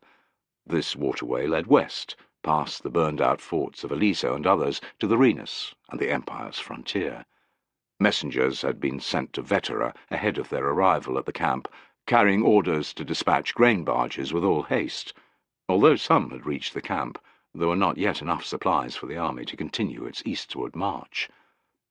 Tullis's eagerness to move on wasn't echoed by the ordinary soldiers. He couldn't blame them. While there hadn't been much fighting, or many casualties, they were deep in enemy territory. Secure from attack in the huge encampment, the legionaries had been able to let down their guard, even if there weren't the rations they'd have liked. Strict as ever, Tullis hadn't let his men get complacent. Each century in the cohort had to train or march for at least half of every day. "You're not in barracks, you pieces of shit," he told them as they stumbled, yawning, from their tents at dawn. "Every man, woman and child for 100 miles wants us dead. If you're not at the top of your game every moment of every day, some motherless sheep-humper will nail your head to a tree." Hum! Hum! Just like that, the Barretters sounded in Tullis's head. His ears rang with his men's screams, the rushing sound of inward-flying spears, and the crack of releasing slingshots. Rain sleeted in from the black clouds lowering overhead, and he could feel the grimy, blood-soaked mud working its way between his toes. Another legionary went down, struck by an enemy spear. Fenestella was bawling orders to close that fucking gap, and Tullis could hear his own voice, cracked and raw-throated, telling his soldiers to stand firm, hold the line, or we're all dead men. "Centurion?"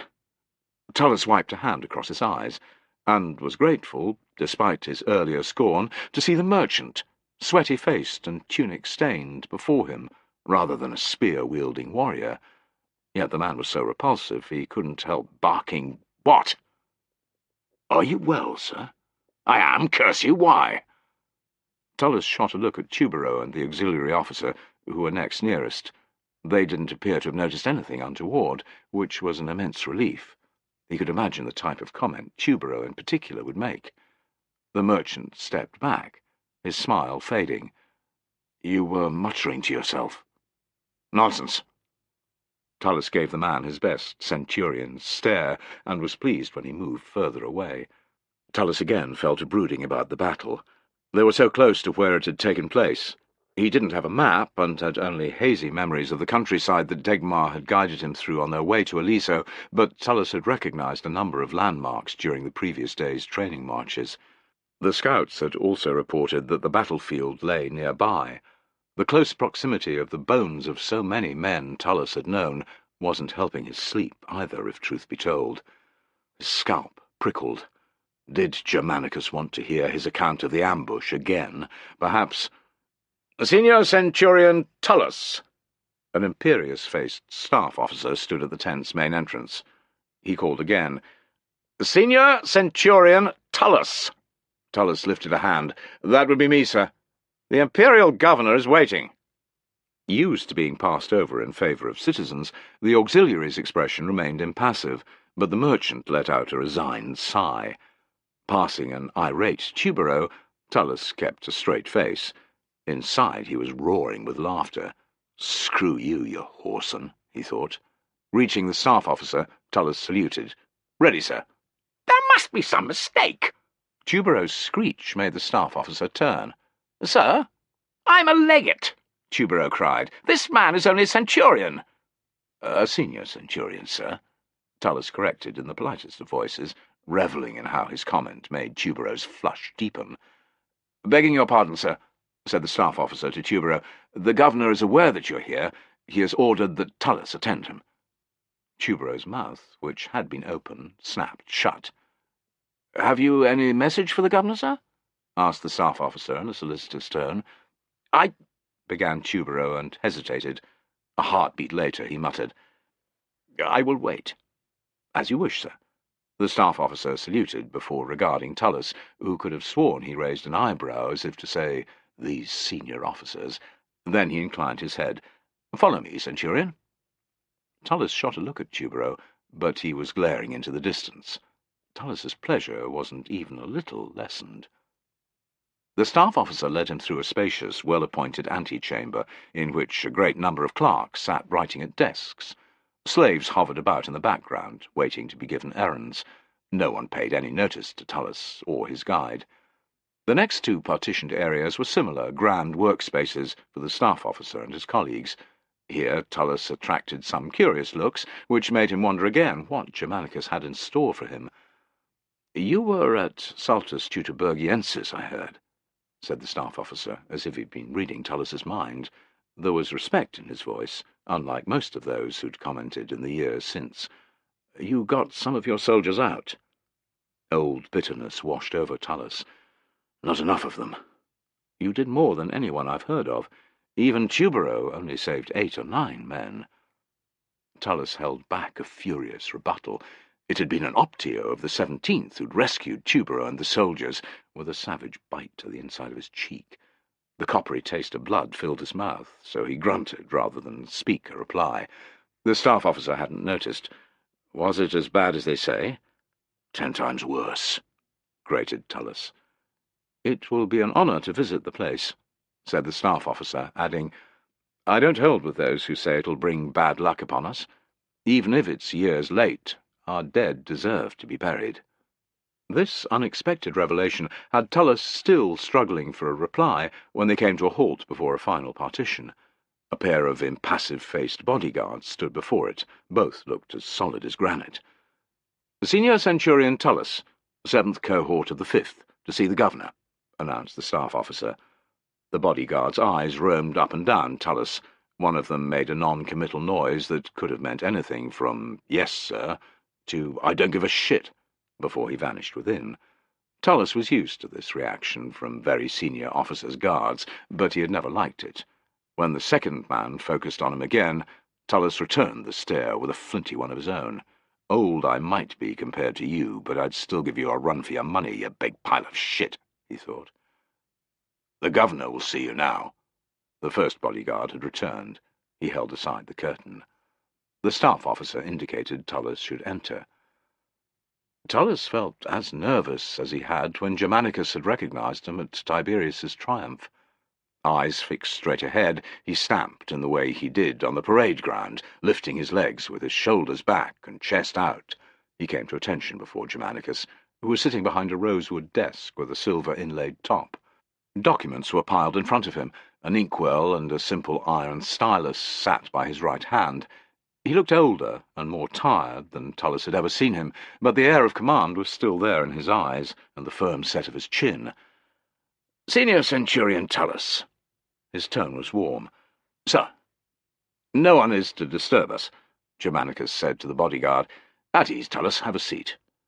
"My mail on the wood, sir," protested Tullis. The steel rings scratched anything they touched. "Sit," ordered Germanicus. "The chair is unimportant." The ebony chair looked as if it had cost a small fortune, but Tullis wasn't about to argue with one of the most powerful men in the Empire. Gripping his scabbard so it didn't get caught behind him, he sat. "Thank you, sir." Germanicus waved at the jug on the dresser to his right. "Wine?" Tullis would have declined, even though he'd met Germanicus a number of times. He wanted his wits about him, but the staff officer's words had set his stomach to roiling. "I will, sir, thank you."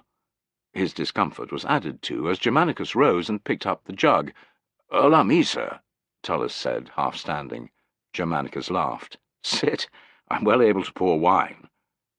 Discomforted, Tullis watched as Germanicus filled 2 elegant blue glasses, handing one to Tullis and keeping one for himself. "Thank you, sir," said Tullis, admiring the outer surface of his glass, which was decorated with sparring gladiators. "A nice piece, eh?" "The likenesses are excellent, sir." "So they should be, the price they cost each." Germanicus's eyebrows rose as Tullis's hold on his glass became even more delicate. "Drink, Centurion, and don't worry about the glass." Reassured, Tullis tried to sip.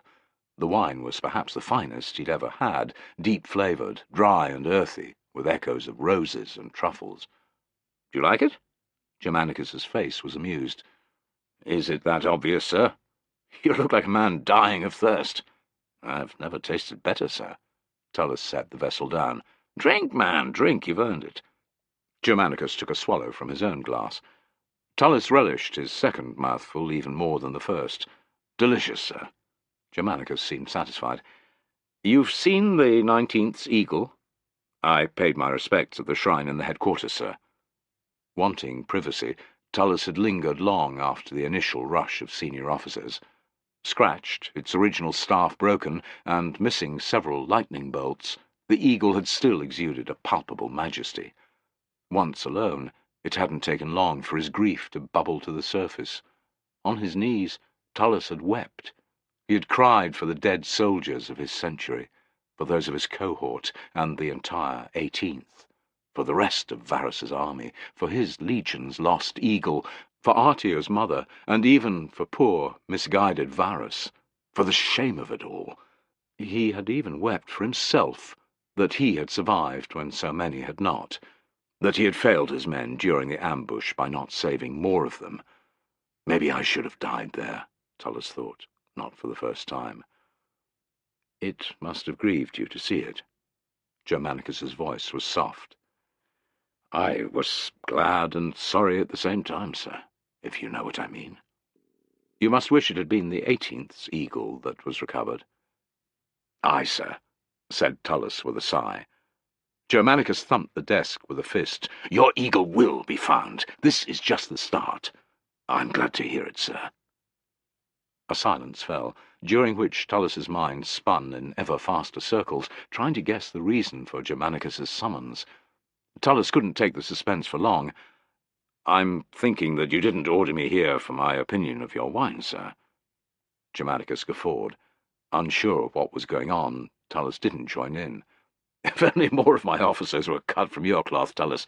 They fawn and creep before me when all I want them to do is speak their minds. I see, sir, said Tullus, as non-committally as he could. Who can blame them, he reflected. Despite Germanicus's words, it paid to be careful what one said to members of the royal family. Utter the wrong opinion, and a man's career, even his life, could be ended just like that. You're right, of course, said Germanicus. I asked you here for a favour. How the rich and powerful like to make it seem as if we have a choice, thought Tullus. Despite Germanicus's overtures of friendship, he was under no illusion about their relationship. He was the servant, and Germanicus the master. And yet, with the staff officer's words fresh in his mind, he wondered if Germanicus's request might not be altogether bad. The Empire means everything to me, sir. If I can help, I will. I hoped you'd say that. Germanicus's expression grew sombre. I wish to visit the site of Arminius's ambush. Tubero was also there, sir, said Tullus in confusion. He is a more senior officer. He is young, very young, but I have no proof. But I'm not altogether sure I believe Tubero's account of what happened. Here Germanicus pointed a warning finger. That's to stay between you and me. Do you understand? Yes, sir, said Tullus, exulting and despairing at the same time. At last someone else knew, or suspected, Tubero to be the liar he was. Whether Germanicus wasn't prepared to challenge Tubero's story for lack of proof, or because it served the Empire to have a high-ranking hero, Tullus wasn't sure. More likely the latter, he thought with bitterness. Tubero was a senior officer who couldn't be blamed for what happened, and who had come through the affair thanks to his virtus, his courage and moral fibre. So, you will take me around the battlefield? I want to see where the various attacks took place, and, if you know it, where Varus and his commanders died. Tullus hesitated as the full realization of what was being asked of him sank in. He had never imagined returning to the exact site where he'd seen his soldiers wiped out. It was bad luck to tread upon such blood-stained ground. How would it feel to show another where they had camped, wet, cold and miserable on the first night, ignorant of what would happen to them, to point out his men's whitened bones scattered along that corridor of death, to stand where his legion's eagle had been lost, where the 18th's pride had been stripped away in the most shameful manner? For a moment, Tullus found himself unable to speak. I know it will be an agonizing task, said Germanicus in a quiet voice. If you wish not to do it, I will not insist. There will be no repercussions, none. May Jupiter strike me down if I lie. Germanicus's face was earnest, and Tullus saw that he did understand how his exalted position made men think they couldn't say no. He was granting a way out to Tullus, and he meant it. Tullus cleared his throat. It would be a good thing to seek out my men's remains, sir, those that are possible to find, and give them a decent burial. All of our dead deserve the same. I intend to erect a tumulus on the battlefield, a sacred mound, by which they may be remembered forever. Their eyes met for a long moment, and then Tullus nodded. "I would be proud to show you what happened, sir, and where." Chapter 23.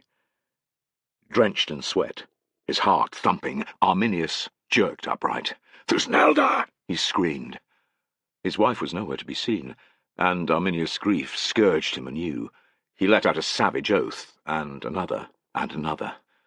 Thusnelda was gone forever, with his child, his son, if he'd been right. Arminius beat at his forehead with clenched fists, but the pain did not ease his sorrow. "I'll kill myself," he thought. The option appealed, yet he discarded it at once. It could end his misery, but not Thusnelda's.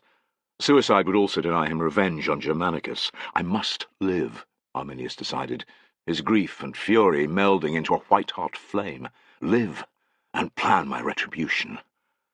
Feeling calmer, he palmed the sweat from his brow. His head was fuzzy, reminding him of every night's pattern since Thusnelda's abduction. Copious quantities of beer rendered him drowsy enough to sleep. Fitful slumber followed, visited by endless variations of a nightmare in which Thusnelda was abducted, injured, even raped by grinning legionaries, as he watched, powerless to intervene. "Curse it all," thought Arminius. The day hadn't even begun, and he was exhausted. The faint light entering his hide tent revealed that it was still early, but he did not lie down.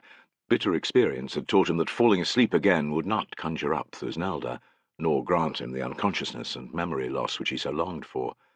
He threw the blanket off his legs and rubbed at his gritty eyes. With his filthy mood entrenched for the day, he swilled a measure of wine to dilute the foul taste in his mouth, and shoved his way out of the tent. Donors' balls! The squat figure of Malo, hands on hips, not 10 paces away, made Arminius jump. He hoped that his second-in-command had not heard his cry. "Nightmare?" asked Malo. Malo was one of his best friends, one of his only friends, but Arminius considered lying. Appearing vulnerable was not something he had ever wanted to do, especially not now, with the task that lay ahead. Malo's knowing expression said it all, though. Arminius grimaced. "You heard?" "It was hard not to." Arminius gave thanks that Malo's tent was the only one within 100 paces of his own. "I dreamed about Thusnelda." "Any man would be the same," Malo muttered. "It doesn't help, but I'm sorry." Arminius couldn't smile. He had not done so since Thusnelda's abduction had shattered his world, but he nodded his appreciation. "I've got some good news." "You've found a supply of decent beer to replace the piss I've been forced to drink since we left the settlement?" "The man's not completely without humour," said Malo, chuckling. "I'd been wondering these last few days." "Fuck you," said Arminius, but without heat. "What news?" "The scouts have returned. They almost made it here last night, but had to make camp when darkness fell. They set out again the moment it grew light." "Where are they?" Arminius craned his head, his eyes keen as a hawk's. "Why didn't you bring them to me?" "I knew you'd look like shit." Arminius ignored the rebuke. "What did they say?" "They can tell you better than I." Ignoring Arminius's impatient hiss, Malo raised the wooden pail gripped in his right fist. "I'd empty this over your head, but you'd get too angry, and I might have to slap some sense into you. Wash your face, change your tunic, and you look more like a leader than a drunkard. Then I will take you to them." If Malo had been anyone else, Arminius would have punched his teeth down his throat, or tried to, he thought, rueing not just the previous night's quantity of beer, but his recent behaviour. Malo was right. He had been letting himself go to seed, allowing his grief supremacy. Keep it up, and he would lose the respect of the tribesmen who had joined his alliance, and any chance of vengeance this year. The latter prospect did not bear thinking about, so he did as Malo suggested. They spoke not a word as Arminius got ready, but when he was wearing fresh clothes and tugging his fingers through his wet hair, Malo gave him an approving look. Still a little ashamed, Arminius acted as if he hadn't seen, and followed his second-in-command. It took some time to reach the central area between the sprawling mass of tents.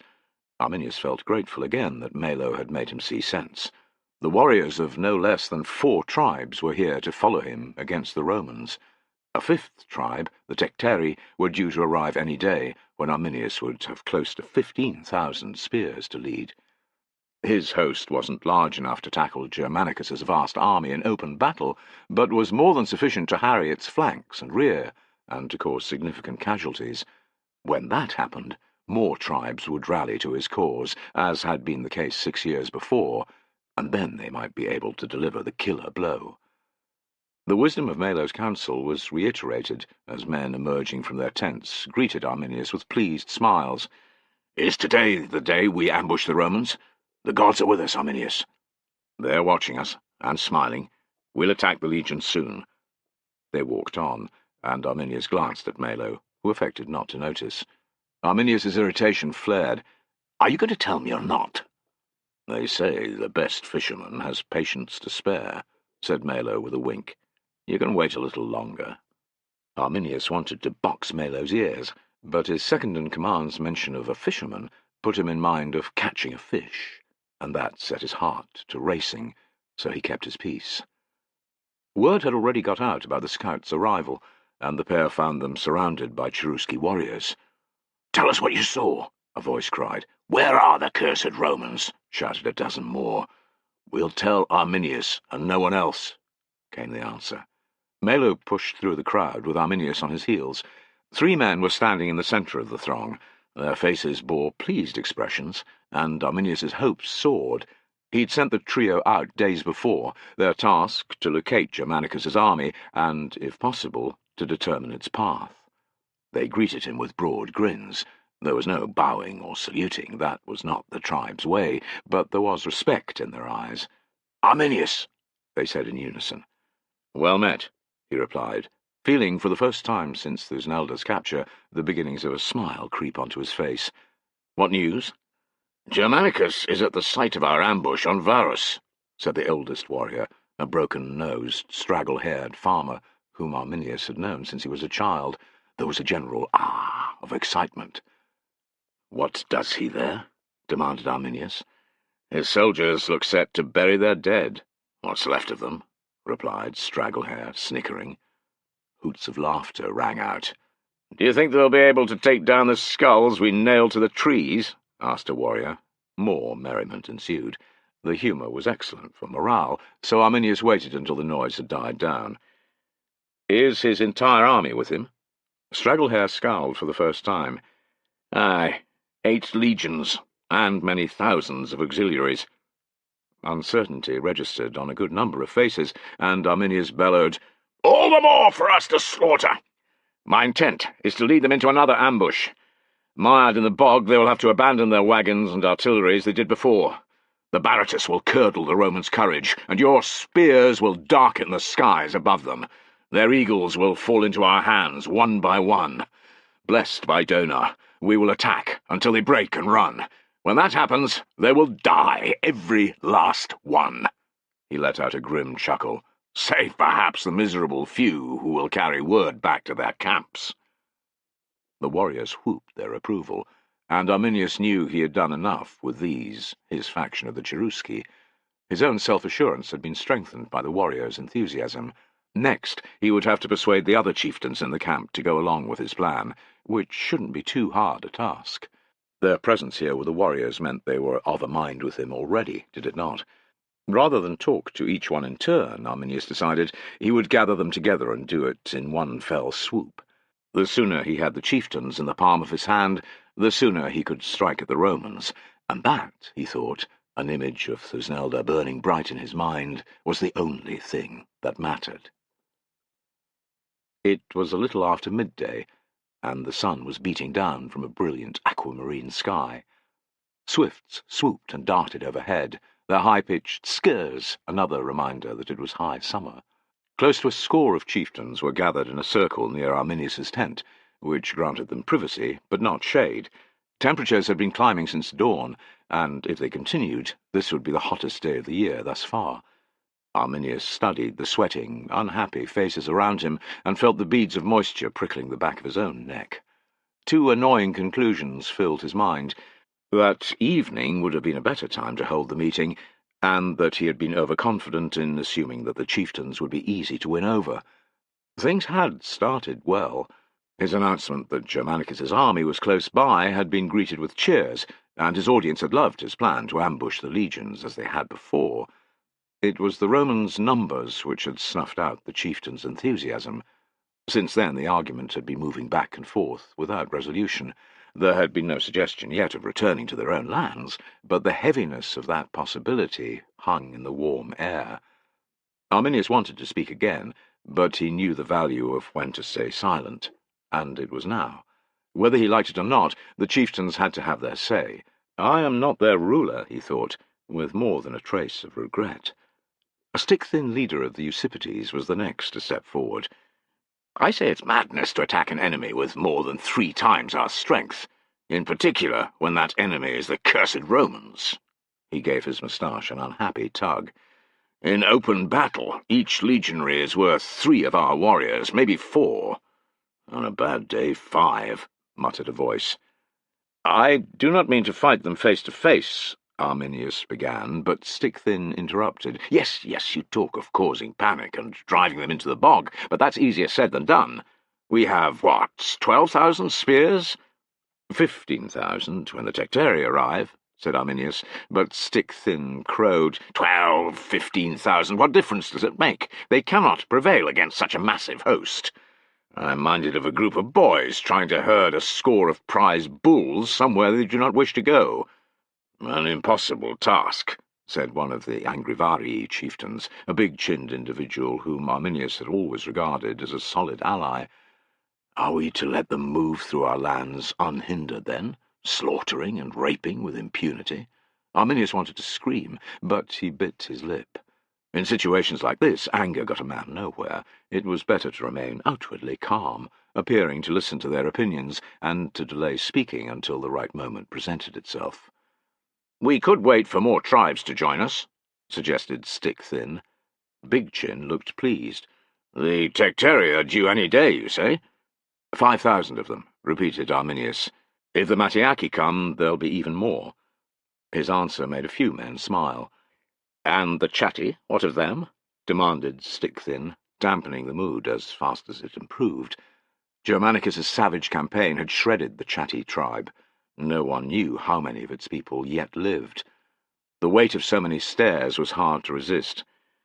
I have had word from one Chatti chieftain. He promises 80 spears, maybe 100, said Arminius, cursing inside as he spoke. Compared to the Roman host, it was a pathetic number. Stick-Thin sucked in his top lip. Perhaps we should go back to our settlements. No one voiced agreement, yet not a man shouted him down either. Arminius saw the chieftain's mood wavering, and his fury broke free.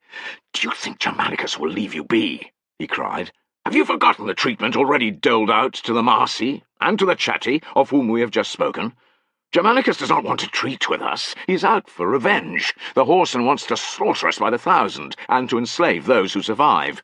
He needs the 2 remaining eagles and the other standards I gifted to you. Will you roll over like beaten curs and just give him what he wants? Have you sunk that low? Those are fighting words, Arminius of the Cherusci.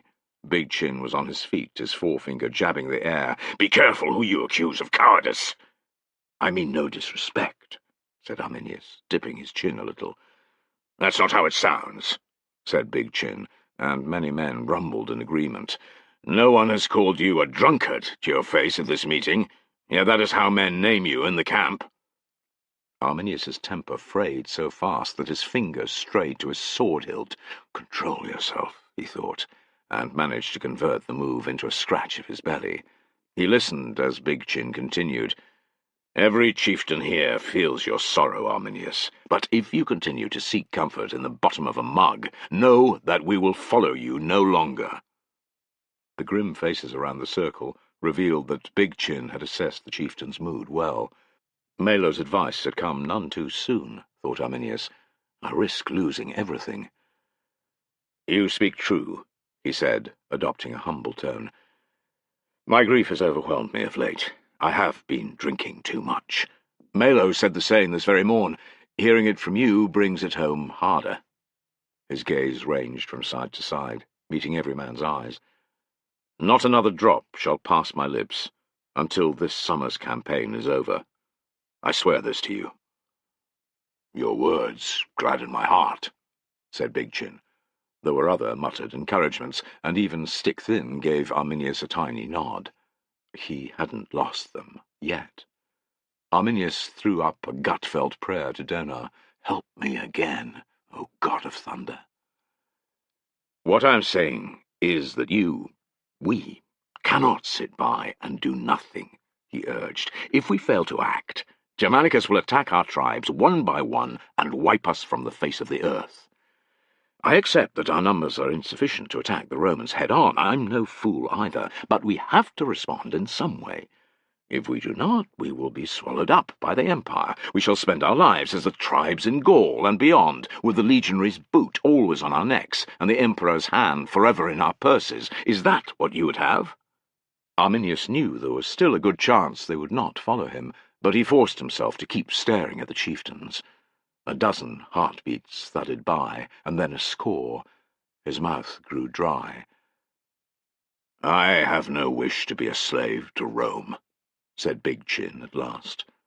"My warriors will fight with you." Surprising Arminius, Stick Thin was next to add his support. "And mine." After that, the rest of the chieftains rode in as well. They didn't shout. Given the odds they faced, that wasn't surprising, but their expressions were set and determined. They would stand with him in the fight to come.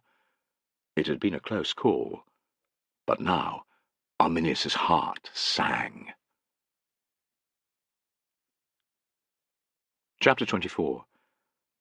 The weather had been good when Tullus had left the army's camp with Germanicus and a strong force of legionaries and cavalry, their destination the site of Arminius's ambush, but it had changed.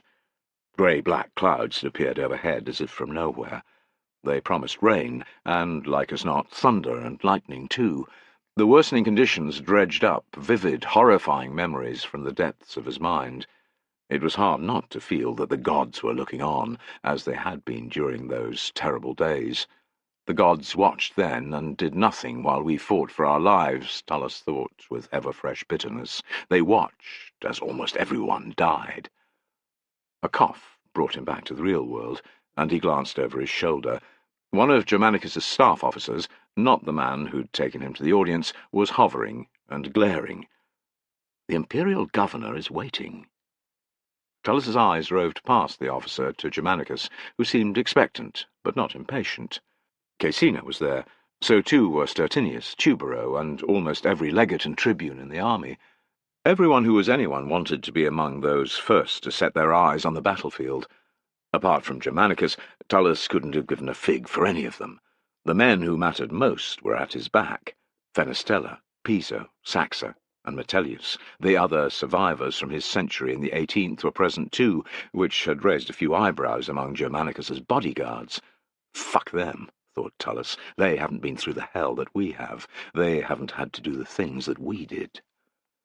The scouts had ridden the area the previous day, and again at dawn, to ensure there were no enemy tribesmen nearby. Not having been at the ambush almost 6 years before, the riders had no idea which part of the battlefield it was, but they had reported a heavy density of skeletons from this point onward. Tullus wasn't sure where they were either, because they had approached from the west rather than along the track he had taken with Varus and his ill-fated legions. Tullus studied the terrain again. Off to his left, the tree-covered ground sloped upwards, while on the right there was less vegetation. There was bound to be bog a little further on, he thought, spying the characteristic yellow flowers of goatweed. The presence of bones proved that they were at the site of Arminius's ambush. Walking on was the only way to discover more. Grim reality, so often held at bay by dreams of recovering the eagles, sank in. Tullus could almost see the ghosts that surely lived in this place. "Are you ready, Tullus?" It was Germanicus's voice. "Yes, sir." He stirred himself and threw up a silent prayer. "I come here to honour my men and all of my fallen comrades. Grant that we find their remains and give them the burial that they deserve. If you'll follow me." As Germanicus, followed by Caecina and the rest, moved to join him, Tullus eyed Fenestella and his men. "Stay close." They gave him grim nods. Full-hearted, Tullus led the way, with Germanicus by his side. Fenestella and the three others walked to left and right, shields and swords ready. The rest of the party came after, flanked by Germanicus's bodyguards and Tullus's veterans from the 18th. Despite the number of men, there was little noise. Muted tramping of hobnailed sandals on the grass and the mud, whispered comments here and there, and the shink of mail, but nothing more.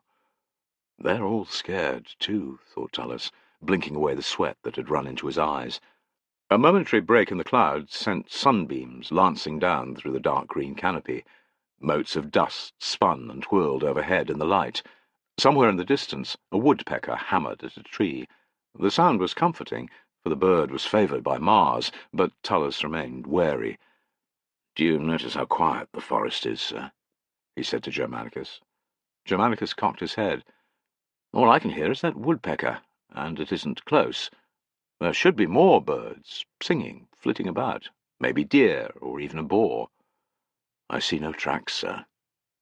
"The animals shun this place, then," said Germanicus, frowning. Tullus was unsurprised. It wouldn't always have been so. After the battle, clouds of crows and other carrion birds would have lived here for many days.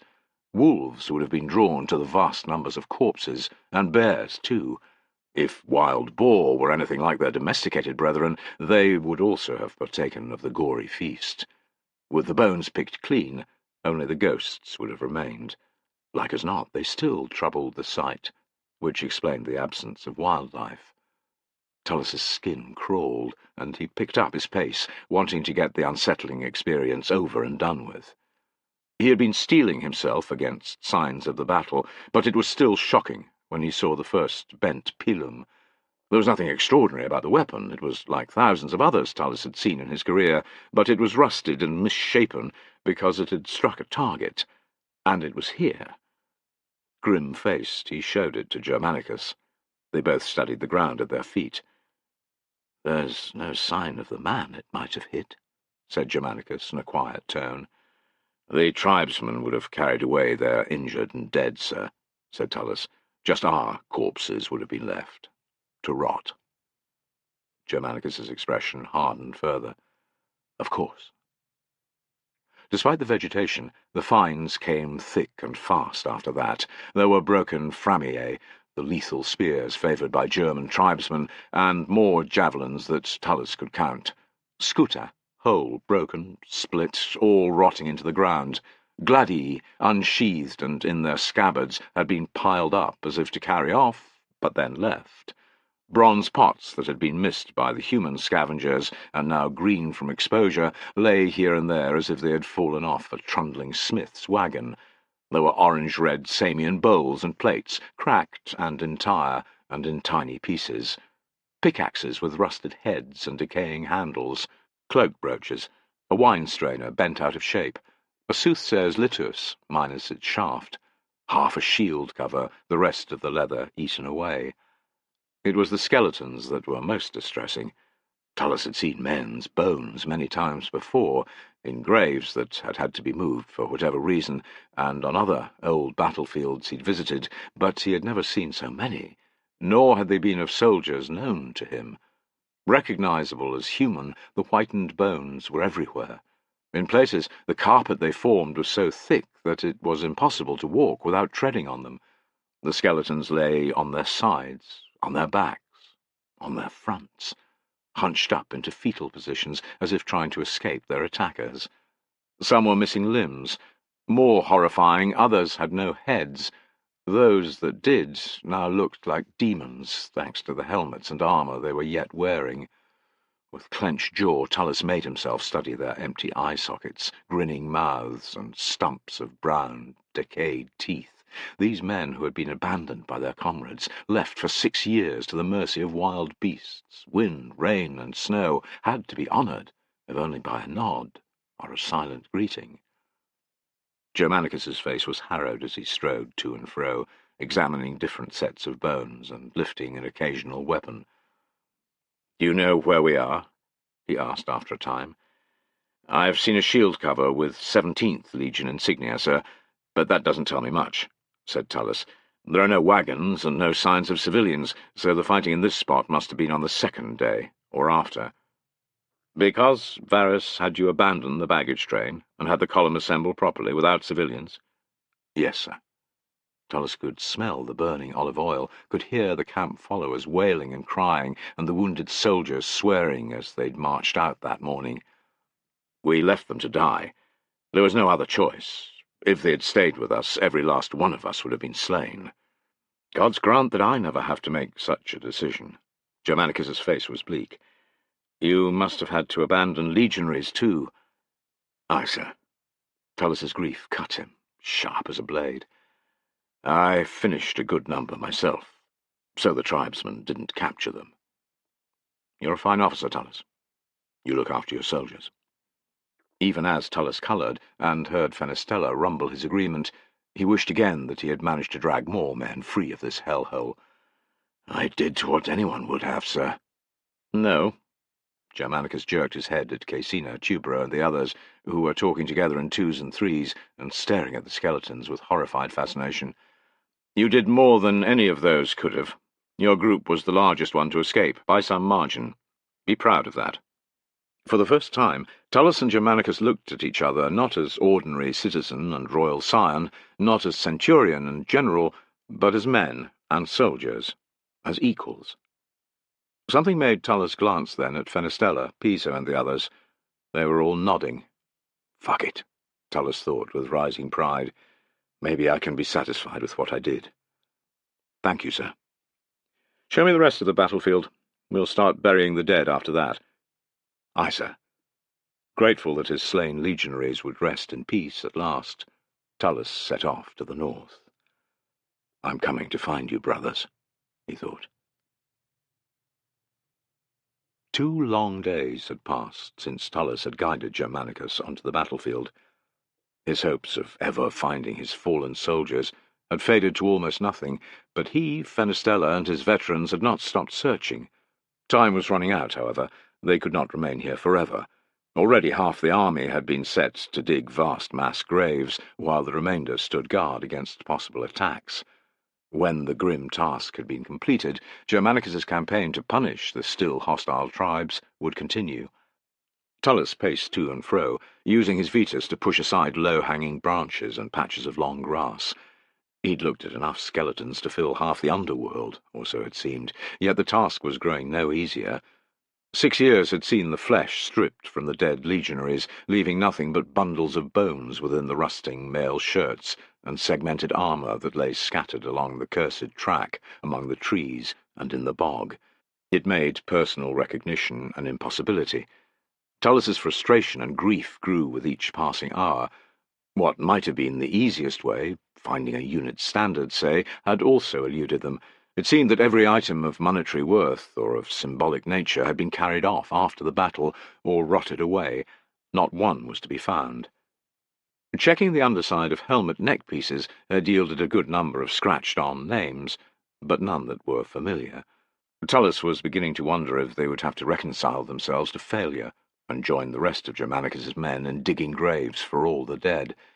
They would nominate one such for their fallen brothers and make their offerings over it. This solution would be far from ideal, but it was better than leaving the bones of the 18th soldiers forever uncovered. Tullus reached for his clay water-carrier. Despite the nearby stream, he took only 2 swigs. Old habits died hard. The pause afforded him the chance to see what everyone else was doing. Piso was in the trees off to his left, so too were Vitellius, Saxa, and Metilius. Since rescuing Degmar's family, the 4 had been inseparable. It gladdened Tullus's heart. "Find anything, Piso?" he called. "No, sir." Tullus felt another stab of disappointment. "Keep looking." A muffled curse from his right made him turn. Fenestella had been working the scrubby ground that ran on into an area of bog, a muddier job than anyone else's. He was picking himself up and muttering filthy curses. "Lost a sandal?" asked Tullus. "I tripped over a skeleton." They had each done the same. "Hurt?" asked Tullus. "Just my pride." Chuckling, Tullus stoppered his water-carrier and balanced it on his right hip again. Vetus at the ready, he took a step forward, his eyes searching for clues. "Fortuna, be kind," he asked. "Just this once." There was another loud oath from Fenestella. "Fallen on your arse this time?" shouted Tullus. "Sir!" The urgency in that one word brought Tullus's head snapping up. He peered at Fenestella. Even at a distance it was clear his optio was rattled. "What?" "Come and see, sir." Fenestella's reluctance to say more had Tullus moving at once. 3 dozen strides, and he found Fenestella standing by a massive fallen trunk. "I was working my way around it and didn't see this poor bastard," said Fenestella, gesturing at a skeleton that was lying under a branch forking off the main body. "I'd say he crawled in there to die." "A quiet place to breathe his last," said Tullus. "What else have you found?" Fenestella pointed. Tullus leaned in closer. The rusted, segmented armour, mildewed leather straps, and still beautiful gilded belt decorations were the same as 1,000 he'd seen before, but Fenestella hadn't called him over for those. He lifted the helmet, which Fenestella had eased off the skull, and peered under the neck guard. There was no inscribed name. As he laid it back down beside its owner, Tullus's gaze fell on something silver. He focused on something lying beneath the skeleton. "This?" he asked, pointing. "Aye." Tullus realized he was looking at a silvered spear tip, which had once served as the top of a century's standard. His heart beat faster. The soldier who'd been carrying it wasn't a signifer, like as not, because he wasn't in scale armour. That meant he'd taken it from the fallen standard-bearer and tried to carry it to safety. In a way, he had succeeded, Tullus thought sadly, because the tribesmen hadn't found the standard. Yet the wounded soldier hadn't got far. Tullus hoped he had not lingered, listening to the slaughter of his comrades. Tullus rolled the skeleton a little to the left. Beneath the spear-tip, the wooden staff had mouldered away, but the distinctive copper alloy discs and crescents that decorated a century's standard remained where the shaft would have been. Green now, rather than golden-brown, they had been pressed into the earth by the soldier's weight. A line of metallic dots marked the outline of the silvered pendants that had once hung from either side of the standard's crossbar. Tullus picked up one of the discs and cleaned the dirt from its face. It was plain, and disappointment flooded through him. The same applied to the next disc and the next, but his luck changed with the 4th. Using a fingernail to scrape away dirt from the concave surface, Tullus's eyes devoured the raised lettering that emerged. Co. 2. Leg 18. Over and over he read the inscription. His pulse hammered in his ears. The standard was from one of the centuries in his cohort, and that meant that the skeletons around him had been some of his legionaries. Which century they had belonged to, Tullus couldn't be sure. Tears pricked his eyes regardless. "What does it say?" Fenestella's voice was anxious. Without a word, Tullus handed over the disc. "Jupiter," said Fenestella. "Fucking Jupiter on high." Tullus lifted another disc. It was blank. And another. It had no inscription either, nor did the next one. Soon there was only one before the hand grip attached by most signiferi to make carrying the standard easier. He eased the last disc and the grip free from the earth at the same time, tapping off the attached clods of earth against one of his greaves. Tullus threw a casual glance at the grip first. It had been fashioned from deer horn, a common material, but what made it unusual was the cap of silver foil covering its free end. "Look," he said, his voice thick with sudden emotion. Fenestella's ruddy face lost its remaining colour. "It's our standard. Our standard." Julius, their signifer, had fashioned the covering himself from silver foil, making the grip as unique as a man's scars. Tullus and Fenestella shared a glance then, this one laden with raw grief, and Tullus turned over the last disc in his hand. "Sent. 1," he read. Grief and terrible memories washed over him anew. A tear dropped from his eye onto the lettering, and a tiny part of Tullus was surprised that it didn't turn blood-red. "I don't remember seeing Julius die. He was still with us on the last day, wasn't he?" "Aye," said Fenestella. "I can't recall him falling either. One of the others must have grabbed the standard when he died and tried to get away with it. We must have already gone." Feeling guilty all over again, Tullus reached down and patted the dead man's skull. "You did your best, brother. Rest in peace now. The Standard is back with us." Straightening, he found every soldier in sight, watching. It wasn't surprising, thought Tullus. Fenestella calling him over would have alerted them. He cupped a hand to his lips. "We've found our century standard. Tread light, brothers. Every skeleton lying around you is that of a comrade." The words were barely out of Tullus's mouth before his long-held-in grief struck him with the force of a storm wave hitting a harbour wall. He dropped to one knee beside the skeleton, and a sob escaped him. Beside him, he heard Fenestella, a man he'd never known to give in to sorrow, weeping. No one spoke for a long time. In the end, Tullus mastered his pain by force of will. Getting to his feet, he ordered his men to begin the terrible task of burying their comrades. They had started before midday. Now the sun was low on the horizon, and every part of Tullus ached. His arms, his shoulders, his thighs, his back, especially his back. Hours of swinging a pickaxe had brought up blisters, new, ruptured, forming, over both his palms. The neck scarf that he'd tied around his forehead was soaked through with sweat, and, under his mail, his tunic was stuck fast to his back. Waves of exhaustion battered at him, and at last he had to stop digging. He had done his bit, Tullus told himself, and there were plenty of willing and able men. Every one of his old legionaries was there, labouring with grim purpose on the mass grave. His and Fenestella's voices weren't needed, nor his Vetus. In fact, Tullus hadn't heard a single complaint in that time, nor seen a man stop working, other than to take a mouthful of water. He could not rest for long. He wasn't able. 6 years he'd been unable to do anything for his slain men. Now his moment had come. Wielding a pickaxe was beyond him, so Tullus began carrying the skeletons they had wrapped in blankets, and, with great reverence, lowering them down into the pit. It was emotional, horrific work, and he couldn't help but wonder which legionary each bundle of bones might have been. A tight band of pain wrapped itself around his chest after a while, but he ignored it. He would not stand by and watch, even if the effort killed him. "These are my men," Tullus thought. "My fucking men. I couldn't save their lives, but I can see them into the ground and say a prayer over their remains. Let me do that, Mars, do you hear me? Fortuna, are you listening? I will do this. And next time you show yourself, Arminius, things will be different. I'll be ready."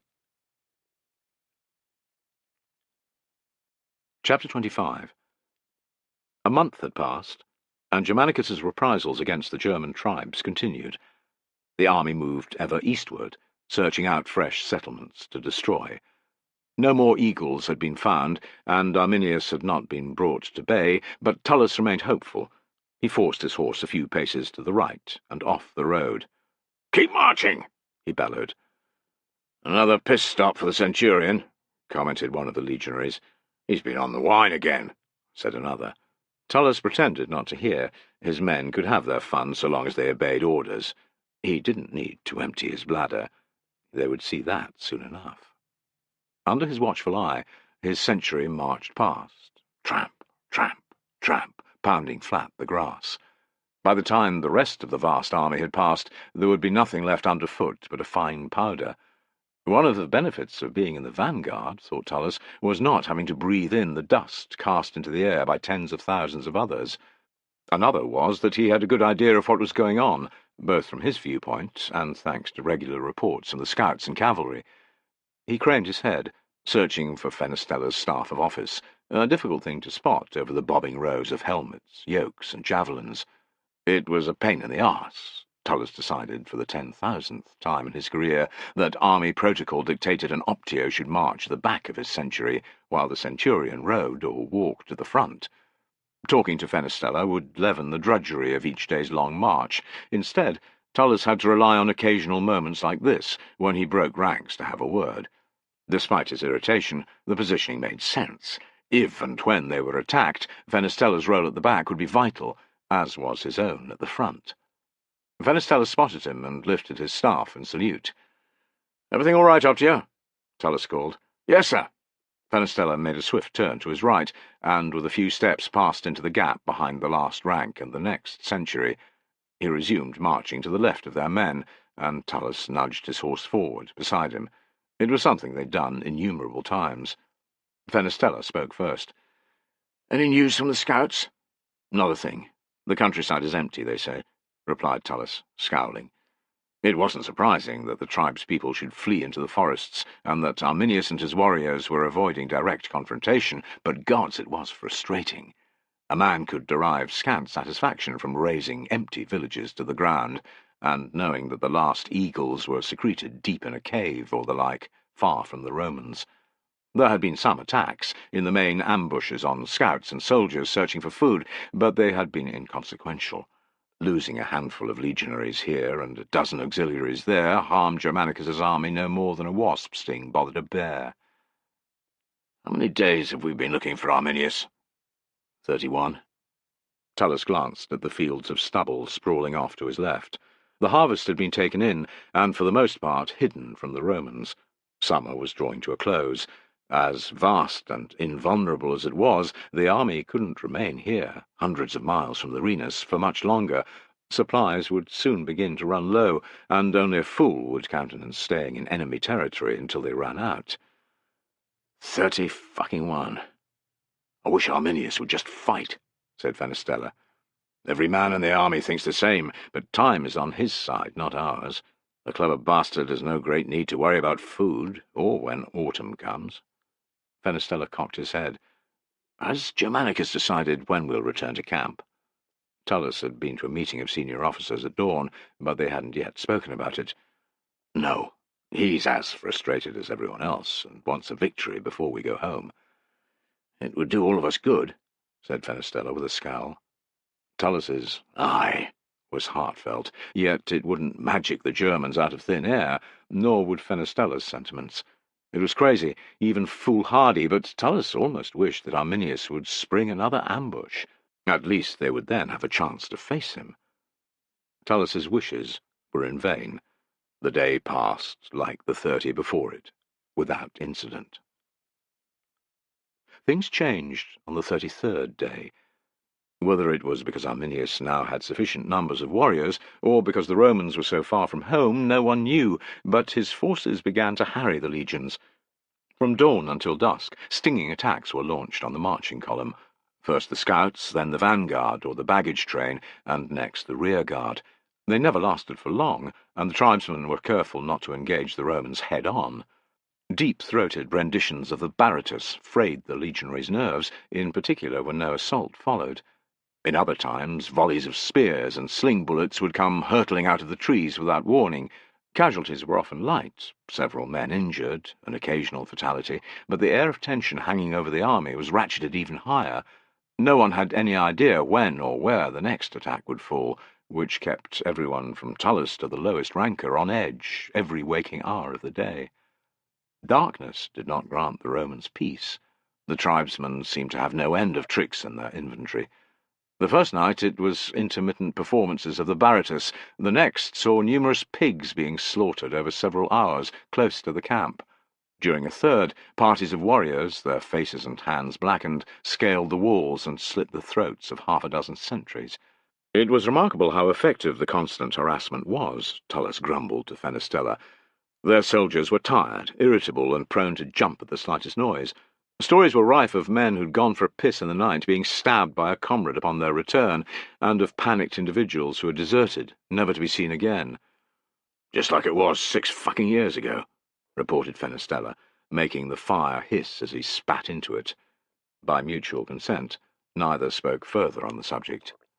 Tullus did his best to combat the ebbing morale, riding the length of the cohort each day, exhorting his soldiers to do their best and to ignore their brutish enemies, whose monotone singing made a pack of feral dogs sound tuneful. Every evening he paced the tent lines, repeating what he'd said, doling out his own wine, and rewarding any man whose actions had stood out during the most recent fighting. Several more unhappy days passed.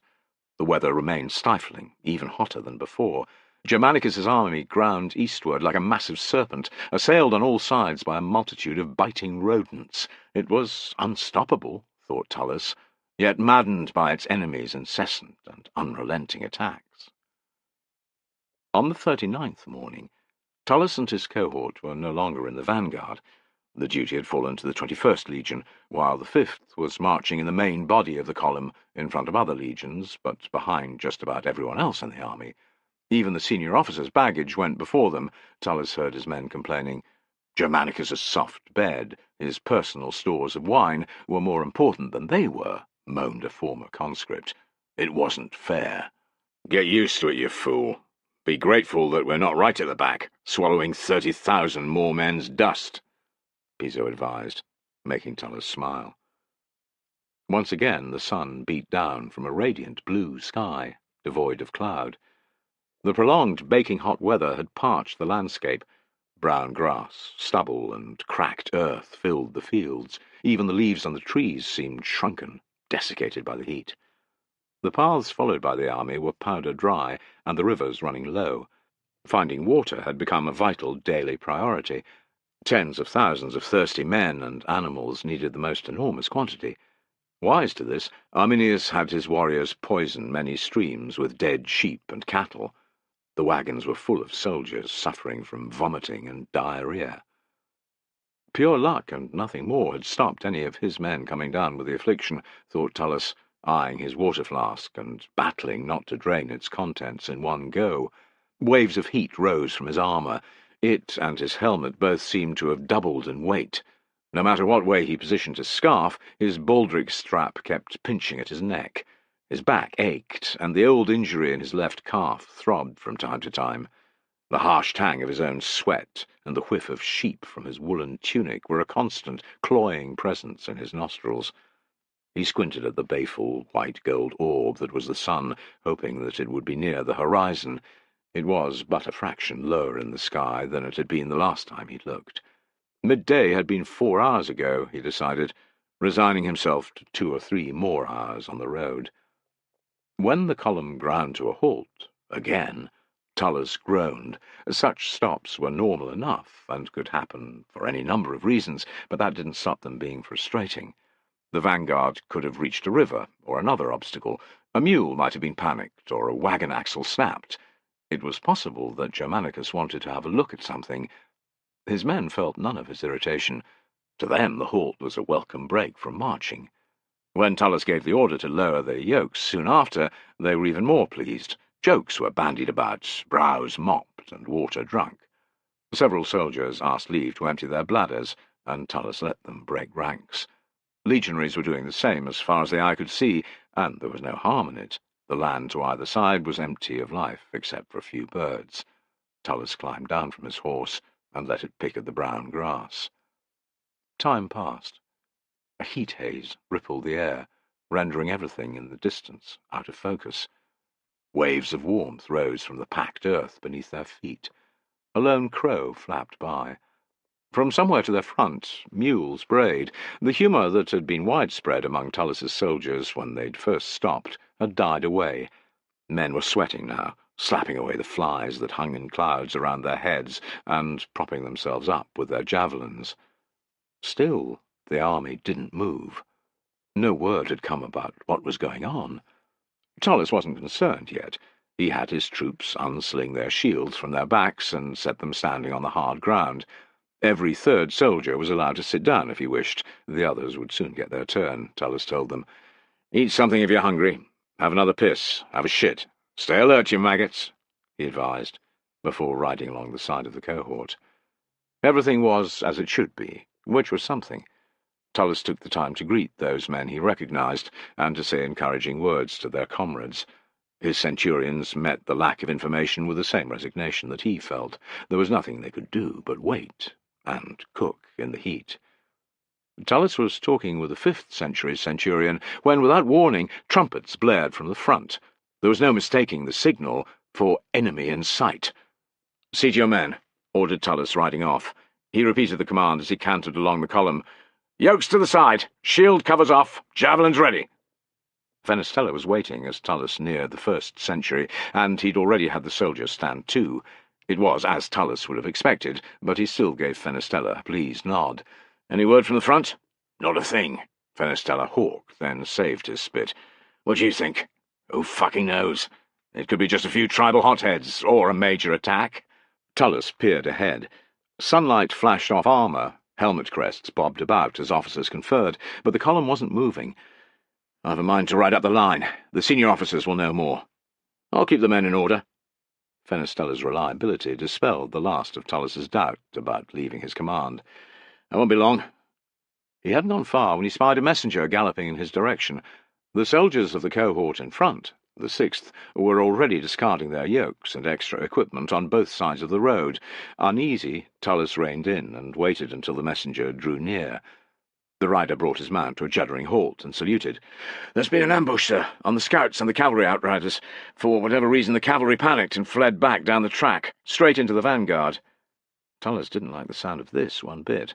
"What did the 21st do?" "It seems they too were startled, sir. They've broken formation. The tribesmen have pressed home their attack, causing a good number of casualties. The 21st is retreating to the right, away from the army."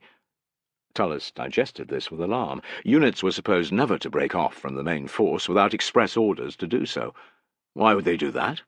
The messenger was quick to adopt a blank face. "What are our orders?" demanded Tullus.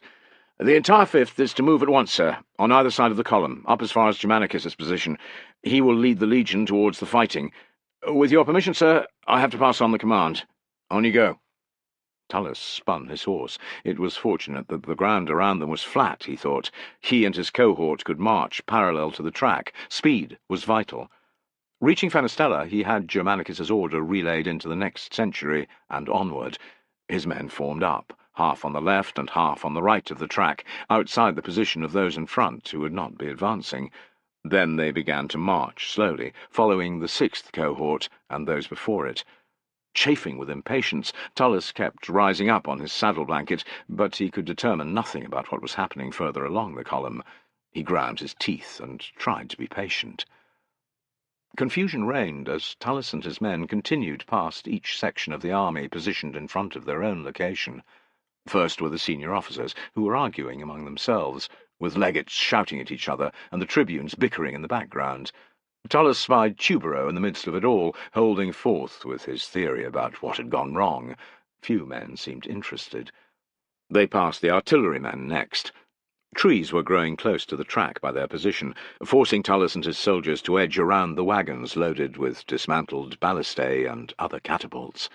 Their speed slowed to a crawl, allowing Tullus to eavesdrop on the artillery crews, who were blaming the legion in the vanguard for being fools, and lamenting the fact that they almost never got to use their heavy weaponry. Even their mules were irritable, biting at each other's necks and kicking out at legionaries who strayed too close. What Tullus liked least was the lack of attention paid by the artillerymen to their surroundings. For all any of them knew, another attack could be sprung right here. He advised the officers in charge to set some guards. There was no time to see if his suggestion was followed, for his cohort had to keep moving. It was imperative that they didn't fall behind the 6th cohort. The next units, the cavalry, were in no better mood, laying the blame for the panic on the scouts whose job it had been to ride in front of the army. As with the artillerymen, no one appeared to be watching the trees. Again, Tullus said something to the officers. There had never been much love lost between infantry and cavalry, and most met his comments with poorly concealed disdain. The trees closed in on either side once more, as, in the distance, familiar sounds became audible. Shouts, trumpets, the clash of arms. The 6th cohort's pace picked up, and Tullus had ordered his men to do the same. They began to pass nervous-faced engineers and camp surveyors, who urged them onwards with loud shouts of encouragement. "Well, they might cheer," Tullus heard Piso say. "Pickaxes and hammers aren't much fucking use in a fight. Spin a surveyor's measuring tool fast enough around your head, and you'd knock down a warrior or two," quipped another soldier, raising a brief laugh. Despite the chaos, Tullus hungered to meet the enemy again. "We'll carve Arminius and his men, you arseholes, brothers," he cried. "Won't we? Aye!" Their roar rose into the burning blue sky and disappeared. Soon the trees gave way to scrubby grass and gorse. On the left, a low hill rose, its slopes covered in oaks. Whether there was anyone hiding among them, it was impossible to tell. In the centre, and to the right, Tullus could see Roman units, which were in some disarray. He was afforded no chance to work out why, though, as waiting officers directed the cohorts to break up. Rank by rank, the sixth wheeled off to the right, and Tullus was directed to follow. When he asked what the plan was, he was told further orders would be given out soon. Tullus was far from happy as the noise of battle grew louder. Now he could hear screams and the frenzied whinnies of injured horses. He'd experienced combat 100 times before, but that didn't stop his stomach from clenching tight. Soon men would begin to die. Not just the enemy, but good Romans. Some of them would be his soldiers. If Arminius had his way, they would all be face down in the mud by sunset. That cannot happen, Tullus thought, worry gnawing at him. It must not happen. And then, from somewhere off to their right, the retreat was sounded. Chapter 26. Piso peered into the distance. He was unhappy that the retreat had been ordered before they'd seen a single warrior, and when Tullus had just directed the cohort to form up, ready for battle. Piso and his comrades were in the first rank, which afforded some vision of the ground in front. They could make out little more than the mass of legionaries to their right, which appeared to be in complete confusion. Their ranks were wavering, and small groups of men had broken away at the rear. Piso was confused and unsettled by this. So, too, were his friends. "What in Hades is going on?" he asked Vitellius. "Your guess is as good as anyone's," muttered Vitellius, his voice even sourer than usual. 15 paces to their front, Tullus sat astride his horse, a hand to his eyes, as he too gazed at the chaos. Everyone watched him. "Tullus hasn't got a clue," said a man in the rank behind after a time. The fear in his voice was palpable. The muttering among his companions, which had been muted, grew louder. Piso knew how fast panic could spread. Ignoring regulations, he wheeled around. Pinning the man who'd spoken, an ex-conscript with a hard stare, he snapped, "Shut your mouth, filth! Tullus always knows what to do." "I was only saying," began the man, but Piso cut him off. "Tullus got us out of the forest 6 years ago, when no one else could. He's not about to let us down now." There was loud agreement from the legionaries who'd been there. Other soldiers voiced their approval of Tullus, and the dissenters' confidence slipped away. The trumpets off to their right continued to blare, though, and a good number of men looked unhappy.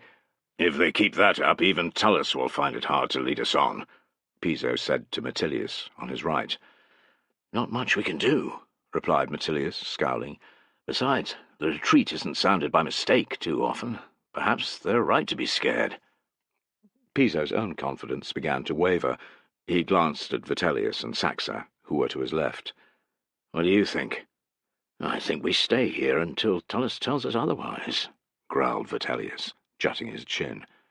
"Aye," said Piso, feeling guilty that he doubted Tullus for even a moment.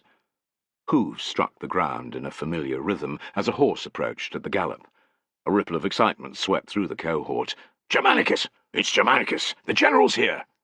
Piso's spirits lifted as he spied Germanicus astride a magnificent grey stallion. Resplendent in ornate armour, red sash and crested helmet, he was the vision of a leader. He reined in before the cohort and gave Tullus a friendly nod before facing the men. "Soldiers of the glorious 5th Legion!" The legionaries cheered and pounded their javelins off their metal shield rims. Germanicus made an impatient gesture, silencing them. "Your comrades in the 21st are hard-pressed by the enemy, over on the right. You are to go to their rescue at once, as the first 6 cohorts have already done. Drive the enemy back. Kill as many as you can. Keep moving forward. For Rome!" Germanicus raised a fist. "For Rome! For Rome!" Piso and the rest yelled. Germanicus spoke a few words to Tullus, and then he was off, riding left towards the 5th's other cohorts. "This will be close up and dirty, brothers," shouted Tullus, pacing to and fro. "Set your javelins down and draw your swords." Piso's heart thumped off his ribs. "Ever done this before?" he asked Vitellius as they followed Tullus's next order, to form a column 8 men wide. "Once, and we slaughtered the bastards." Vitellius's grin was unpleasant, but Piso was reassured. When Tullus ordered them forward at the double, he charged with the rest. After a day's march in furnace-like heat, running in full armour was exhausting. Piso's left arm began to burn first. He was well used to carrying his shield on his back, but holding it before him was altogether different. Pulling it closer to his body helped a little. He gritted his teeth and carried on. Another 100 paces went by, and his thighs were throbbing too. Runnels of sweat ran down his back, yet Piso's tongue was stuck to the roof of his mouth. Every time his left foot hit the ground, the water in his leather bag sloshed, reminding him of how near it was, and how impossibly far. His next drink might not be for hours. If things didn't go well, he might never need water again. He buried the disquieting idea deep. Focus on the moment, he thought, on the here and now. At 250 paces, Tullus lifted a hand. "Slow down. Continue forward, at the walk." Piso sucked in a grateful breath. Around him his comrades were as scarlet-faced and drenched in sweat as he was. They were nearer the fighting now. The clamour of men's screams and iron on iron was loud indeed, but he still could not see the enemy. The cohorts that preceded them had vanished into the confusion. Before them, facing forwards and to the side, was a Roman unit, presumably a cohort of the 21st. The shouts of its officers carried, as did the cries of German tribesmen. Parts of the unit at least were engaged with the enemy. Trees loomed on the unit's left, and to its right was an area of bog. The German's plan became clear to Piso, and his fear returned. He nudged Vitellius. "Remind you of anything?" "Aye," growled Vitellius. "Arminius must be here." "The enemy's pushing our comrades towards the bog," cried Tullus. "That must not happen. Are you with me?" "Aye!" yelled Piso and his comrades. Tullus leered at them and swung down from his horse.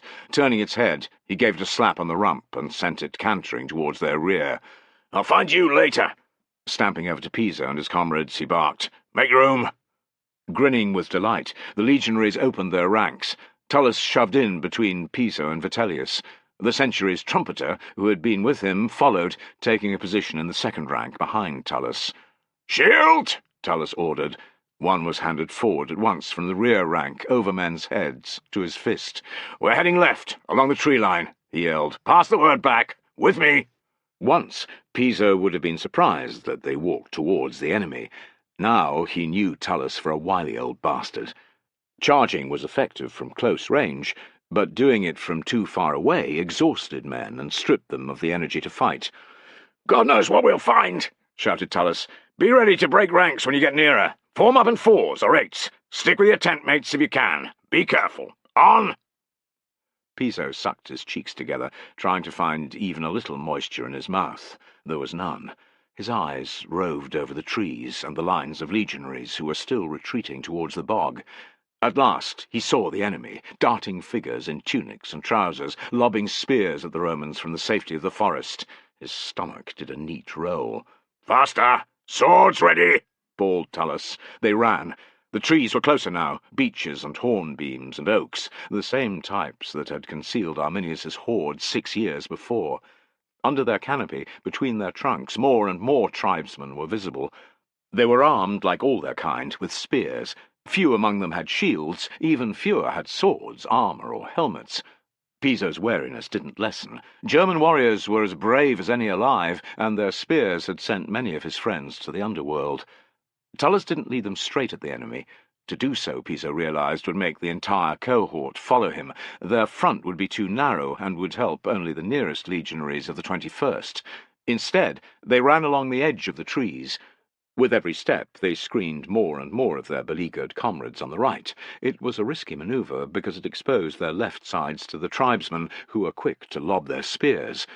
First it was only a few, which fell short. Before long the warriors had run forward to get within range. The Baratus began, and with it came a decent volley of spears.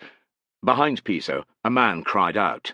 Thud went his shield on the ground. The sound of his body following it came next.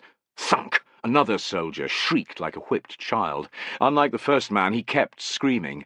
At least the wretch wasn't dead, thought Piso, trying to watch his step as well as keep his shield high. "Be good to me, Fortuna," he prayed, "and I'll be good to you."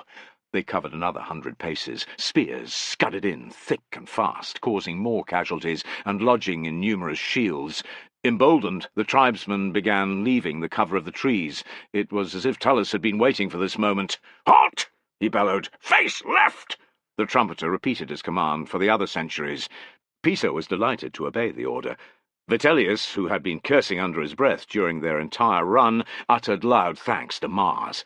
Saxa and Metilius had the silly, pleased expressions of men who were relieved to be alive. "Shoulder to shoulder, brothers!" cried Tullus. "Close up!" The trumpeter repeated his order. Piso moved nearer to Tullus, felt Metilius shove in from his right. He relished the comforting, safe feeling. They wouldn't be able to hold the shield wall together in the trees, but it felt good right now. "Ready?" Tullus hissed in his ear. "Aye, sir." "Move forward in silence," ordered Tullus. "Advance!" Roars of defiance went up from the warriors as the Romans approached. More spears hummed in, causing several casualties. The Baratus was sung again. Hum! Hum! "Quiet, brothers," growled Tullus. "Keep quiet." His steady voice fell like oil on water, calming the legionaries. On they marched. 50 paces separated them from the tribesmen, and then 40. Still Tullus urged his men to silence. The Baratus wavered, and then died away. So too did the number of spears being hurled. Piso's heart leapt. "They're scared," he thought. At 30 paces, Tullus began to bellow, "Roma!" He struck his sword off the side of his shield with a loud clatter. "Roma!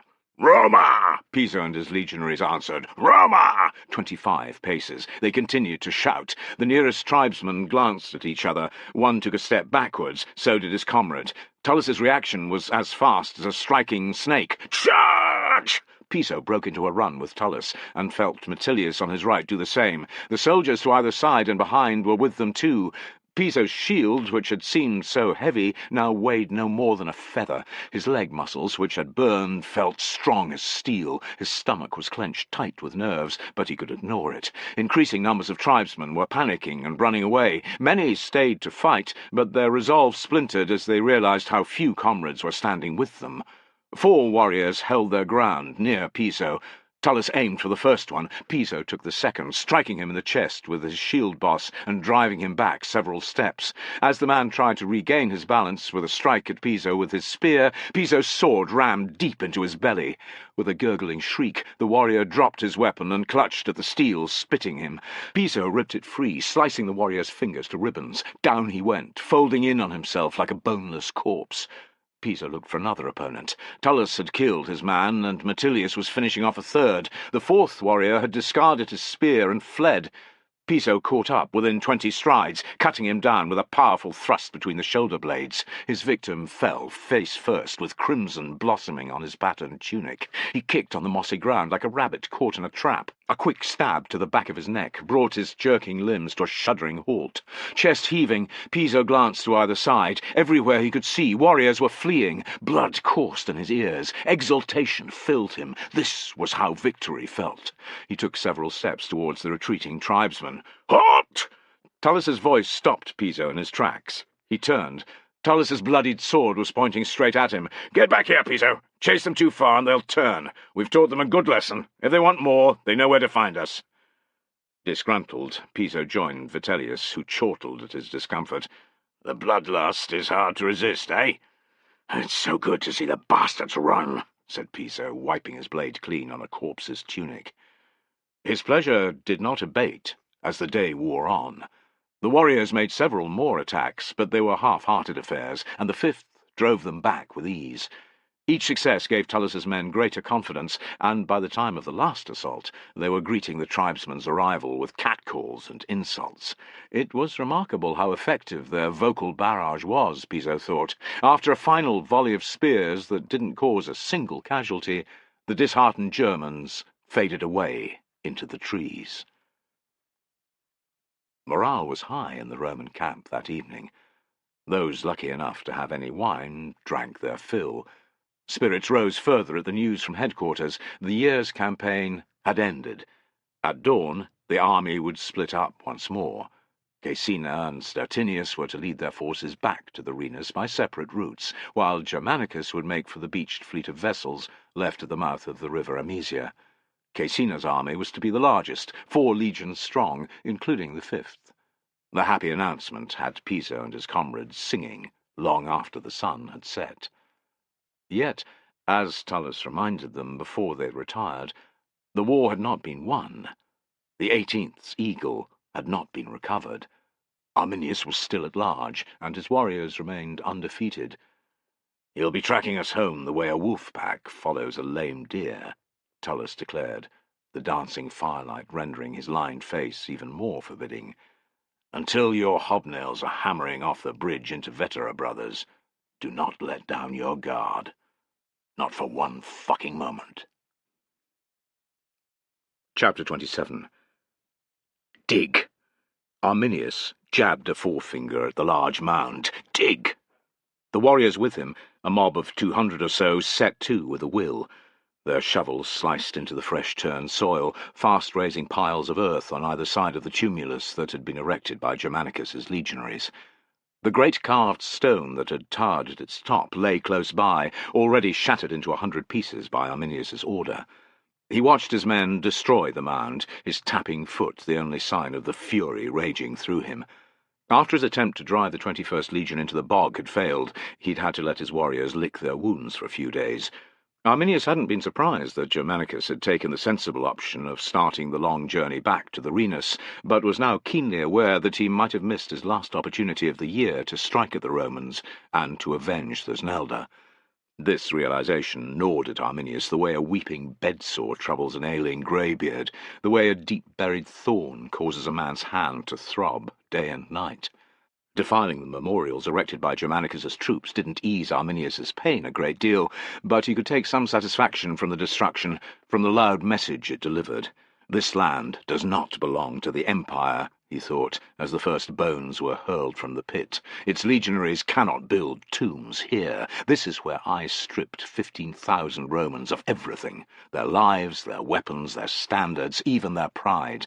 Their remains deserve to be left to the mercy of the elements, to be picked over by the crows and wolves. Their bones will rot away into the ground, leaving nothing behind.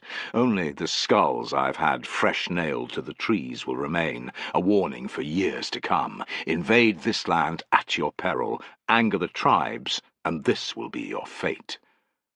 As if he had arranged it with Donar, a raven called overhead. There it was, a large black shape coasting high above, its distinctive, irregular wingtips lifting and falling on the wind. Arminius wasn't sure if it was watching him and his warriors, but it seemed that way. Not far from this spot, in the aftermath of his ambush, a similar bird had led him to the last of the 3 legions' eagles. Since that time, and in particular since Thusnelda's abduction, Arminius had been unsure if the thunder god approved of him. Seeing another here now, he felt sure that Donar was smiling down from the heavens. If he had had the time, Arminius would have lingered until the arrival of winter, destroying every last piece of evidence that the Romans had ever come here. He'd have ground to dust every piece of pottery, carried off every weapon and set of mail and armour, burned anything made of wood. Once the flames were hot enough, even the legionaries' bones, and those of their mules and horses, could have been reduced to ash. He rubbed a hand across weary eyes. One day, perhaps, the chance to erase all memories of Varus and his lost legions would come his way. For now, Arminius had to decide on which of Germanicus's 3 armies to follow. They were each only a few days' march to the west. Slow, encumbered with their artillery and wagons, they would be easy to catch, as long as he did not tarry over long in this forest of bones. It galled Arminius that he had enough warriors to make meaningful pursuit of only one army, yet the fracturing of Germanicus's forces also brought the odds into his favour. If the right place to spring an ambush presented itself, victory would be within Arminius's grasp. He could feel it. Wiping 2, 3, or even 4 legions from the face of the earth wouldn't topple the Empire, but the body blow it delivered would rock the Emperor on his throne, far away in Rome. In the years since his triumph here, Arminius had delighted in the stories of the haunted Augustus, wandering his corridors at night, banging his head off doors and crying, "Quintilius Varus, give me back my legions!" Repeating the injury, delivering the same humiliation, would be a searing, savage test of his successor Tiberius's mettle. Tiberius was no youth either, thought Arminius. He was an old man, with an old man's aches and pains and worries. The responsibilities of power would be weighing on his bowed shoulders. Excitement filled Arminius, set his nerves to tingling. If he slaughtered thousands of legionaries inside the next month, Tiberius's course of aggressive campaigns in Germania would die a natural death. The legions would stay on their side of the river, the way whipped hounds cower in their kennels. A smile wiped away the scowl that had lasted since his failed attack. It was time to gather the chieftains again and decide which enemy army they would destroy. "I say we hunt down Germanicus. Imagine slaying the Emperor's own kin," said Stick-Thin in a triumphant voice. He glanced around the gathering, a score of chieftains sitting around a large fire in the centre of Arminius's camp. Stick-Thin frowned when only a few men voiced their agreement. "What better message could we send to Tiberius?" "The Empire has no shortage of capable generals," said Arminius, wishing that Stick-Thin would shut up and listen to his betters, in particular to him, and let them decide what to do. "One less will make no difference to their warlike policies here, be Germanicus royal scion or no." "You say that, Arminius, because your desire to avenge Thusnelda burns bright in your heart." Stick-Thin made a gesture that could have been interpreted as sympathetic or irritated. "But not all men see the world as you do. If Tiberius loses Germanicus, who is dear to him, he will find that his appetite for conquest has forever been soured. In my mind, the grieving Tiberius would be likely to send even stronger forces against us. Do not forget either that the force with Germanicus is 2 legions strong. I doubt even your warriors could annihilate upwards of 8,000 legionaries," said Arminius, using his eyes to urge the chieftains into agreement. Inguimerus, his uncle, gave him an approving look. A handful of others muttered, "Aye," but many others held their counsel. Arminius felt his anger growing. Why did he have to persuade them every time anything needed to be done? "We need to strike a single hammer blow, as we did 6 years ago." "I say we can do both. My warriors are well capable of wiping out Germanicus and his escort. The majority of our force can stay with you and attack one of the other Roman armies." Heads began to nod, and Stick-Thin grinned. "What say you to that idea, Arminius?" "Curse you for a fool. You'll lead your warriors into a trap, or make a full frontal attack, and all wind up dead," Arminius wanted to say. He held back, seeking the best way forward.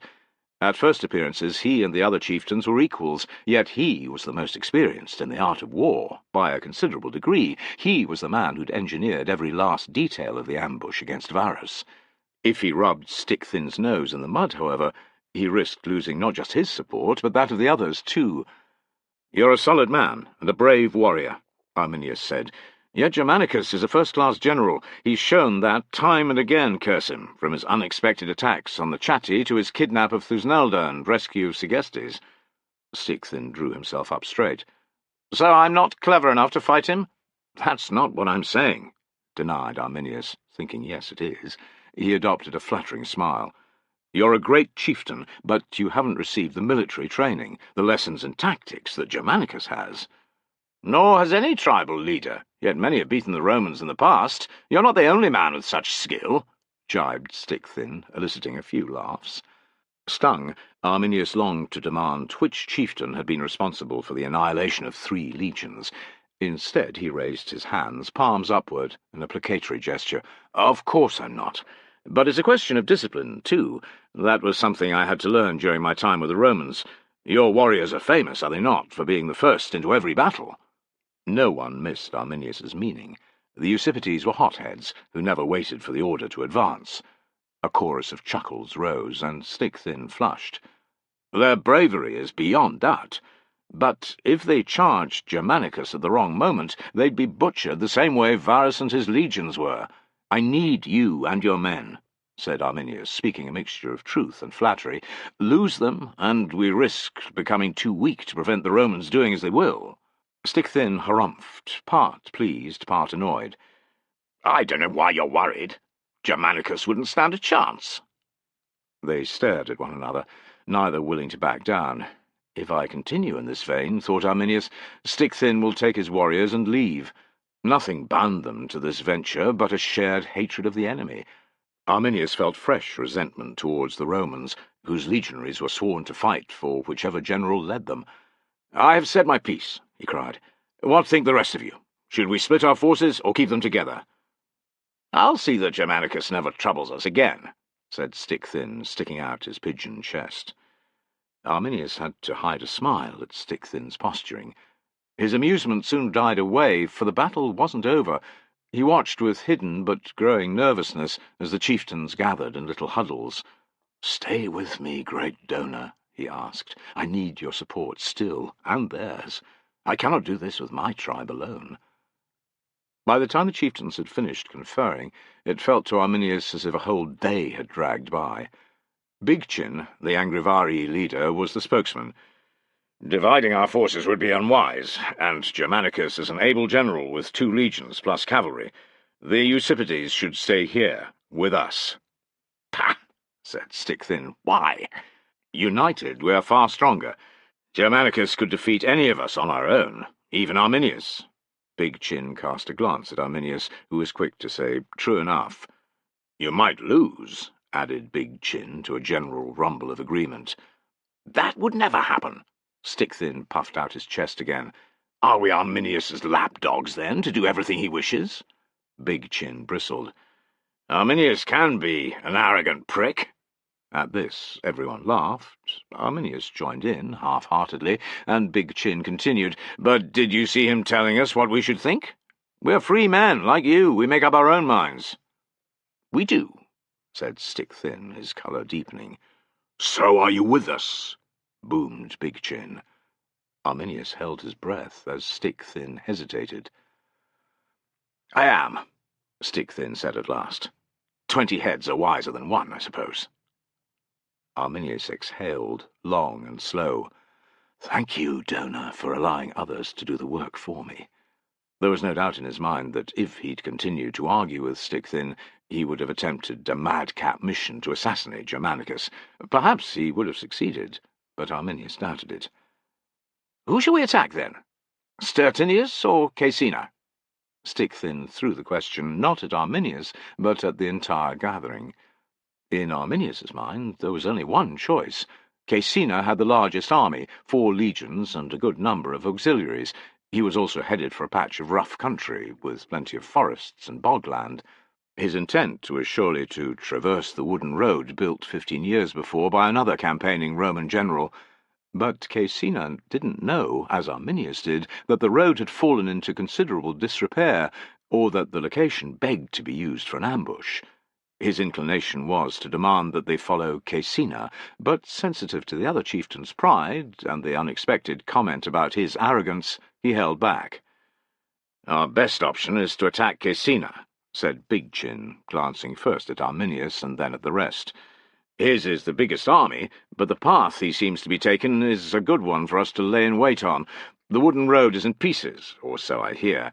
There's no chance the artillery or the wagons will be able to travel on it. We can attack at our leisure, while the fools are trying to construct a new surface." The chieftains liked the sound of that, nodding and smiling at one another. Stick-Thin continued to look put out, but he didn't protest. "Arminius?" asked Big Chin. "Ambushing Caecina would be my choice." "Does anyone wish to attack Stertinius?" Big Chin's eyes roved over the gathering. "No? We have a decision, then. Let us follow Caecina, and pick the right moment to fall on him and his mongrel legionaries. 4 eagles will make a fine haul." A good-natured argument began over which tribe should have an eagle. Big Chin watched, his face amused. Arminius moved to his side. "My thanks," he muttered. "Destroying Caecina's force will deliver the clearest message to Rome.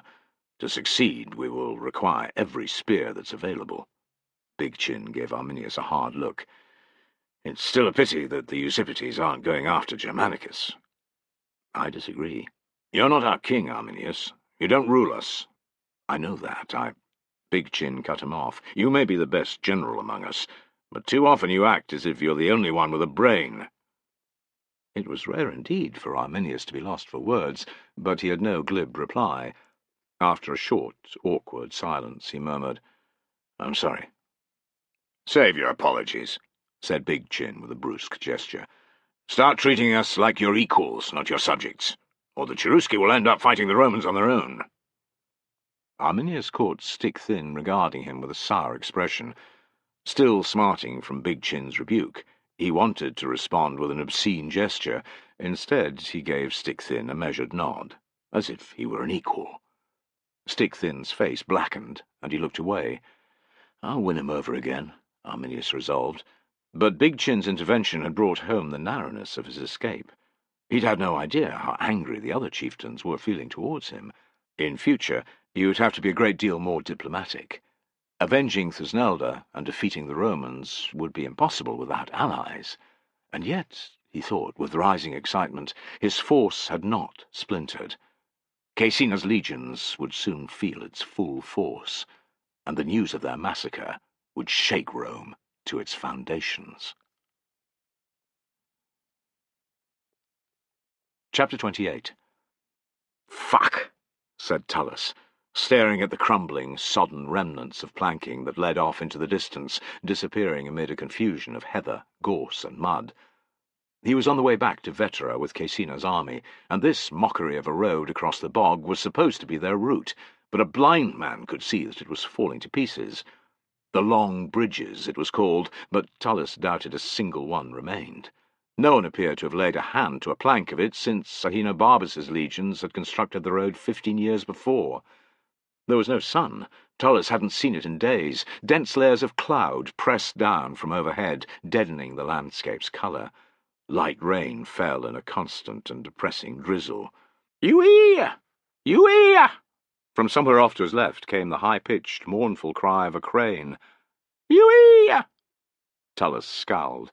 Like as not, the stupid bird was calling to its mate, but it seemed to be asking what he was doing here. "I'm here following my general," Tullus answered. "You went into a similar place because of another general, remember," his cynical side added. "Varus." Unsettling memories stirred in Tullus's mind, making him scowl. The scouts had brought news of the road's catastrophic state to the vanguard some time before. Tullus had hoped they'd been mistaken, or at least had exaggerated what they had seen, but it was clear their assessment had been correct. The grim faces of the 5th Legion's other senior centurions, standing nearby, showed that they felt the same way as Tullus. "Fuck," Tullus said, and again, for good measure. "Fuck." Cordus threw him a sour glance. "Swearing isn't going to get us anywhere." "It might not, but I'm with Tullus," said Bassius, the primus pilus, with a chuckle. A thin figure with a gaunt complexion and a mouth that had been left lopsided by a sword cut, he was tough, courageous, and popular with everyone. Bassius had also treated Tullus with respect, which raised him in Tullus's esteem no end. "Fuck it all to Hades," said Bassius, "and back." Cordus fumed, as everyone but he laughed. "We're going to have to build the whole cursed thing again, or most of it," observed Bassius. He eyed Tullus. "Don't you think?" Several centurions who were more senior to Tullus looked disgruntled that they hadn't been asked the question, but Tullus was beyond caring. He took a few steps onto the road. Stagnant brown water oozed at once from the rotten wood, and he could feel the planks sinking into the semi-liquid ground beneath. He walked on for 50 paces, taking care where he placed his feet. A good number of the strips of wood that formed the road had rotted away in their entirety. Others broke beneath his weight. The surface that remained was irregular and treacherous, and Tullus saw no reason to think that the road would improve as it led westward. According to the scouts, the terrain, wooded hills on either side, with plentiful streams discharging into the bog, went on for miles. He tramped back to an expectant-looking Bassius, who demanded, "Well?" "The scouts were right, sir. A few soldiers, perhaps even a century or two, might cross, but no more than that." Tullus could picture men's legs disappearing to the knee in limb-sucking mud, could see panicked mules buried to their bellies in the brown morass. Hard though it was to walk on foot, he'd done the right thing to send his horse back to the wagon train. The legionaries might pass by, but there's no way the carts, in particular those with the artillery, could make it. As for the bridges, well— They considered their surroundings in grim silence. A quagmire dotted with bog cotton and goatweed sprawled away on either side, laced by numerous rivulets and streams. The low, tree-covered hills beyond could be swarming with hostile tribesmen, thought Tullus. To the east and south, where they'd come from, lay nothing but hundreds of miles of hostile territory. The sea lay to the north, but Germanicus's force needed every ship to carry them along the storm-ridden coastline to the safety of the Flevolagus. The only option left to Caecina's army was the rotten planking before them. The situation could be even worse a few miles into the bog, thought Tullus. The Germans might have destroyed the road entirely there.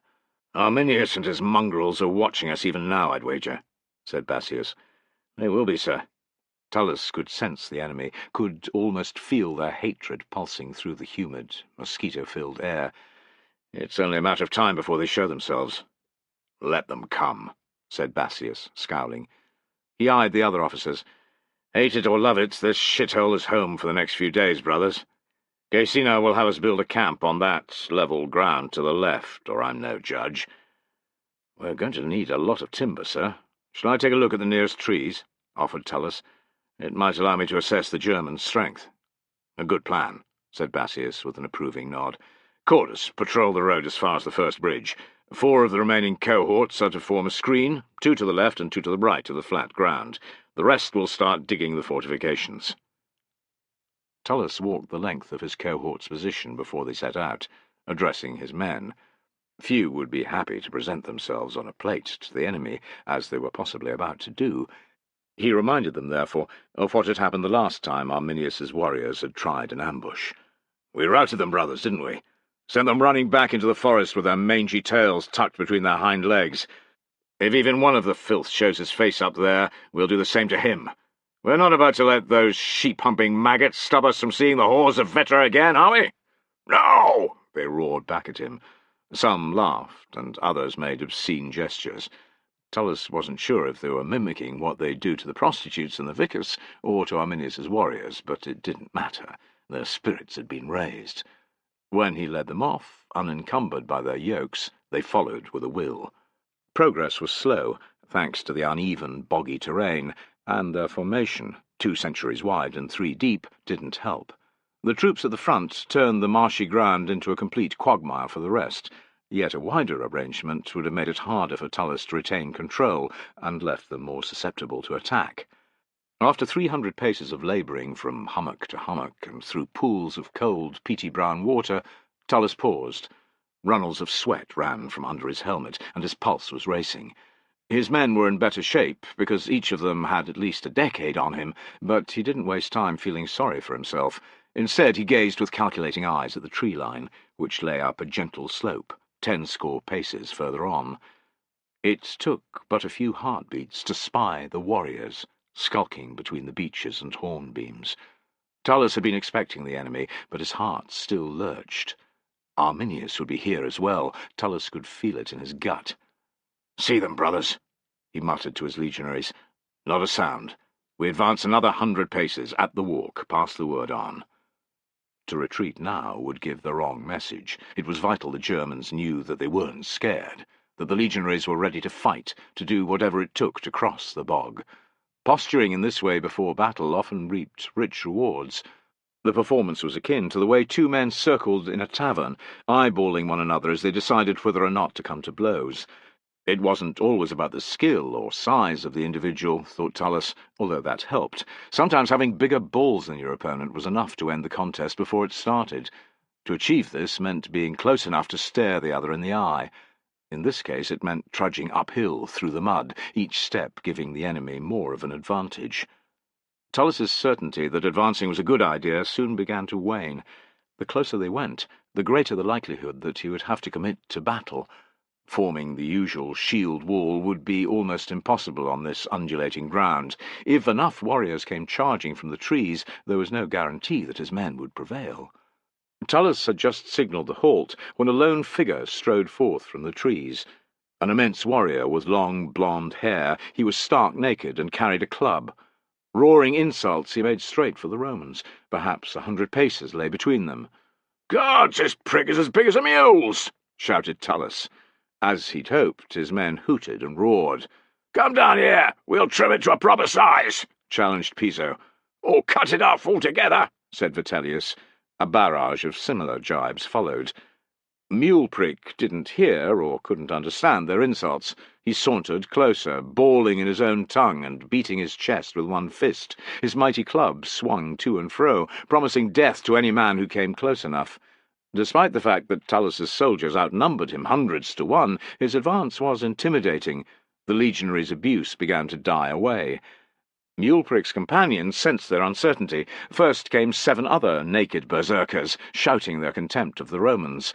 Then, in threes and fours, the rest began to emerge from the trees.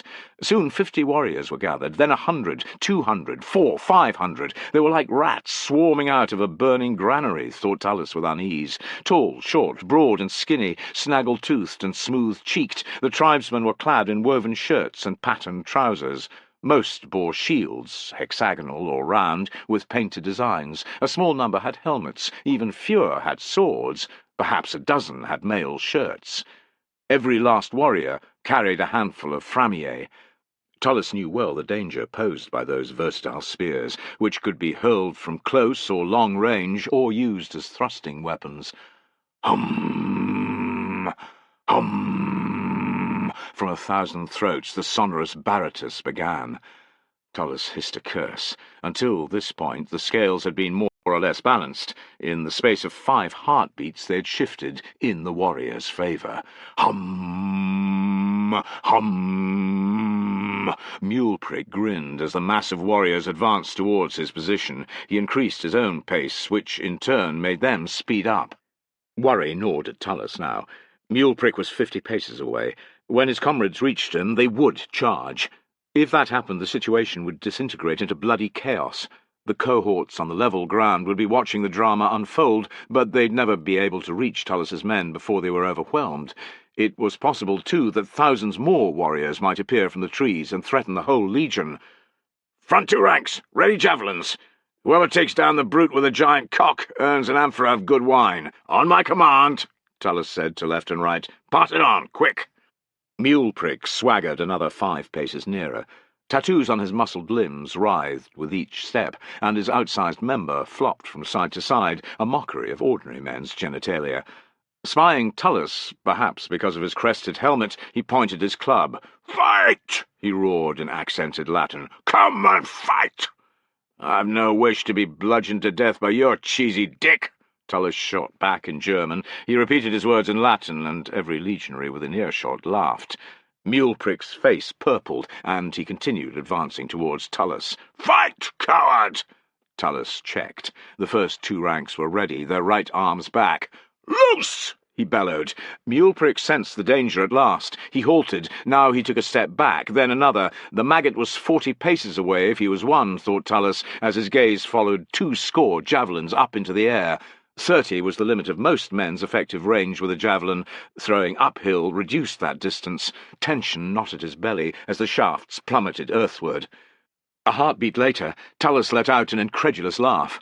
No less than 3 javelins had struck Muleprick. 2 had taken him in the belly, 1 high and 1 low, and the other had run through his right bicep, forcing him to drop his club. Muleprick bellowed with rage and pain, and gave a useless tug at the shafts in his stomach. Then his legs buckled, and he fell to one knee, moaning as the javelins moved and wrenched in his flesh.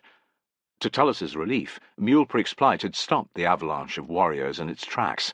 He and his men weren't out of danger yet, however. "Third rank! Pass your javelins to the front!" he shouted. "First rank, ready!" Another volley of javelins went up.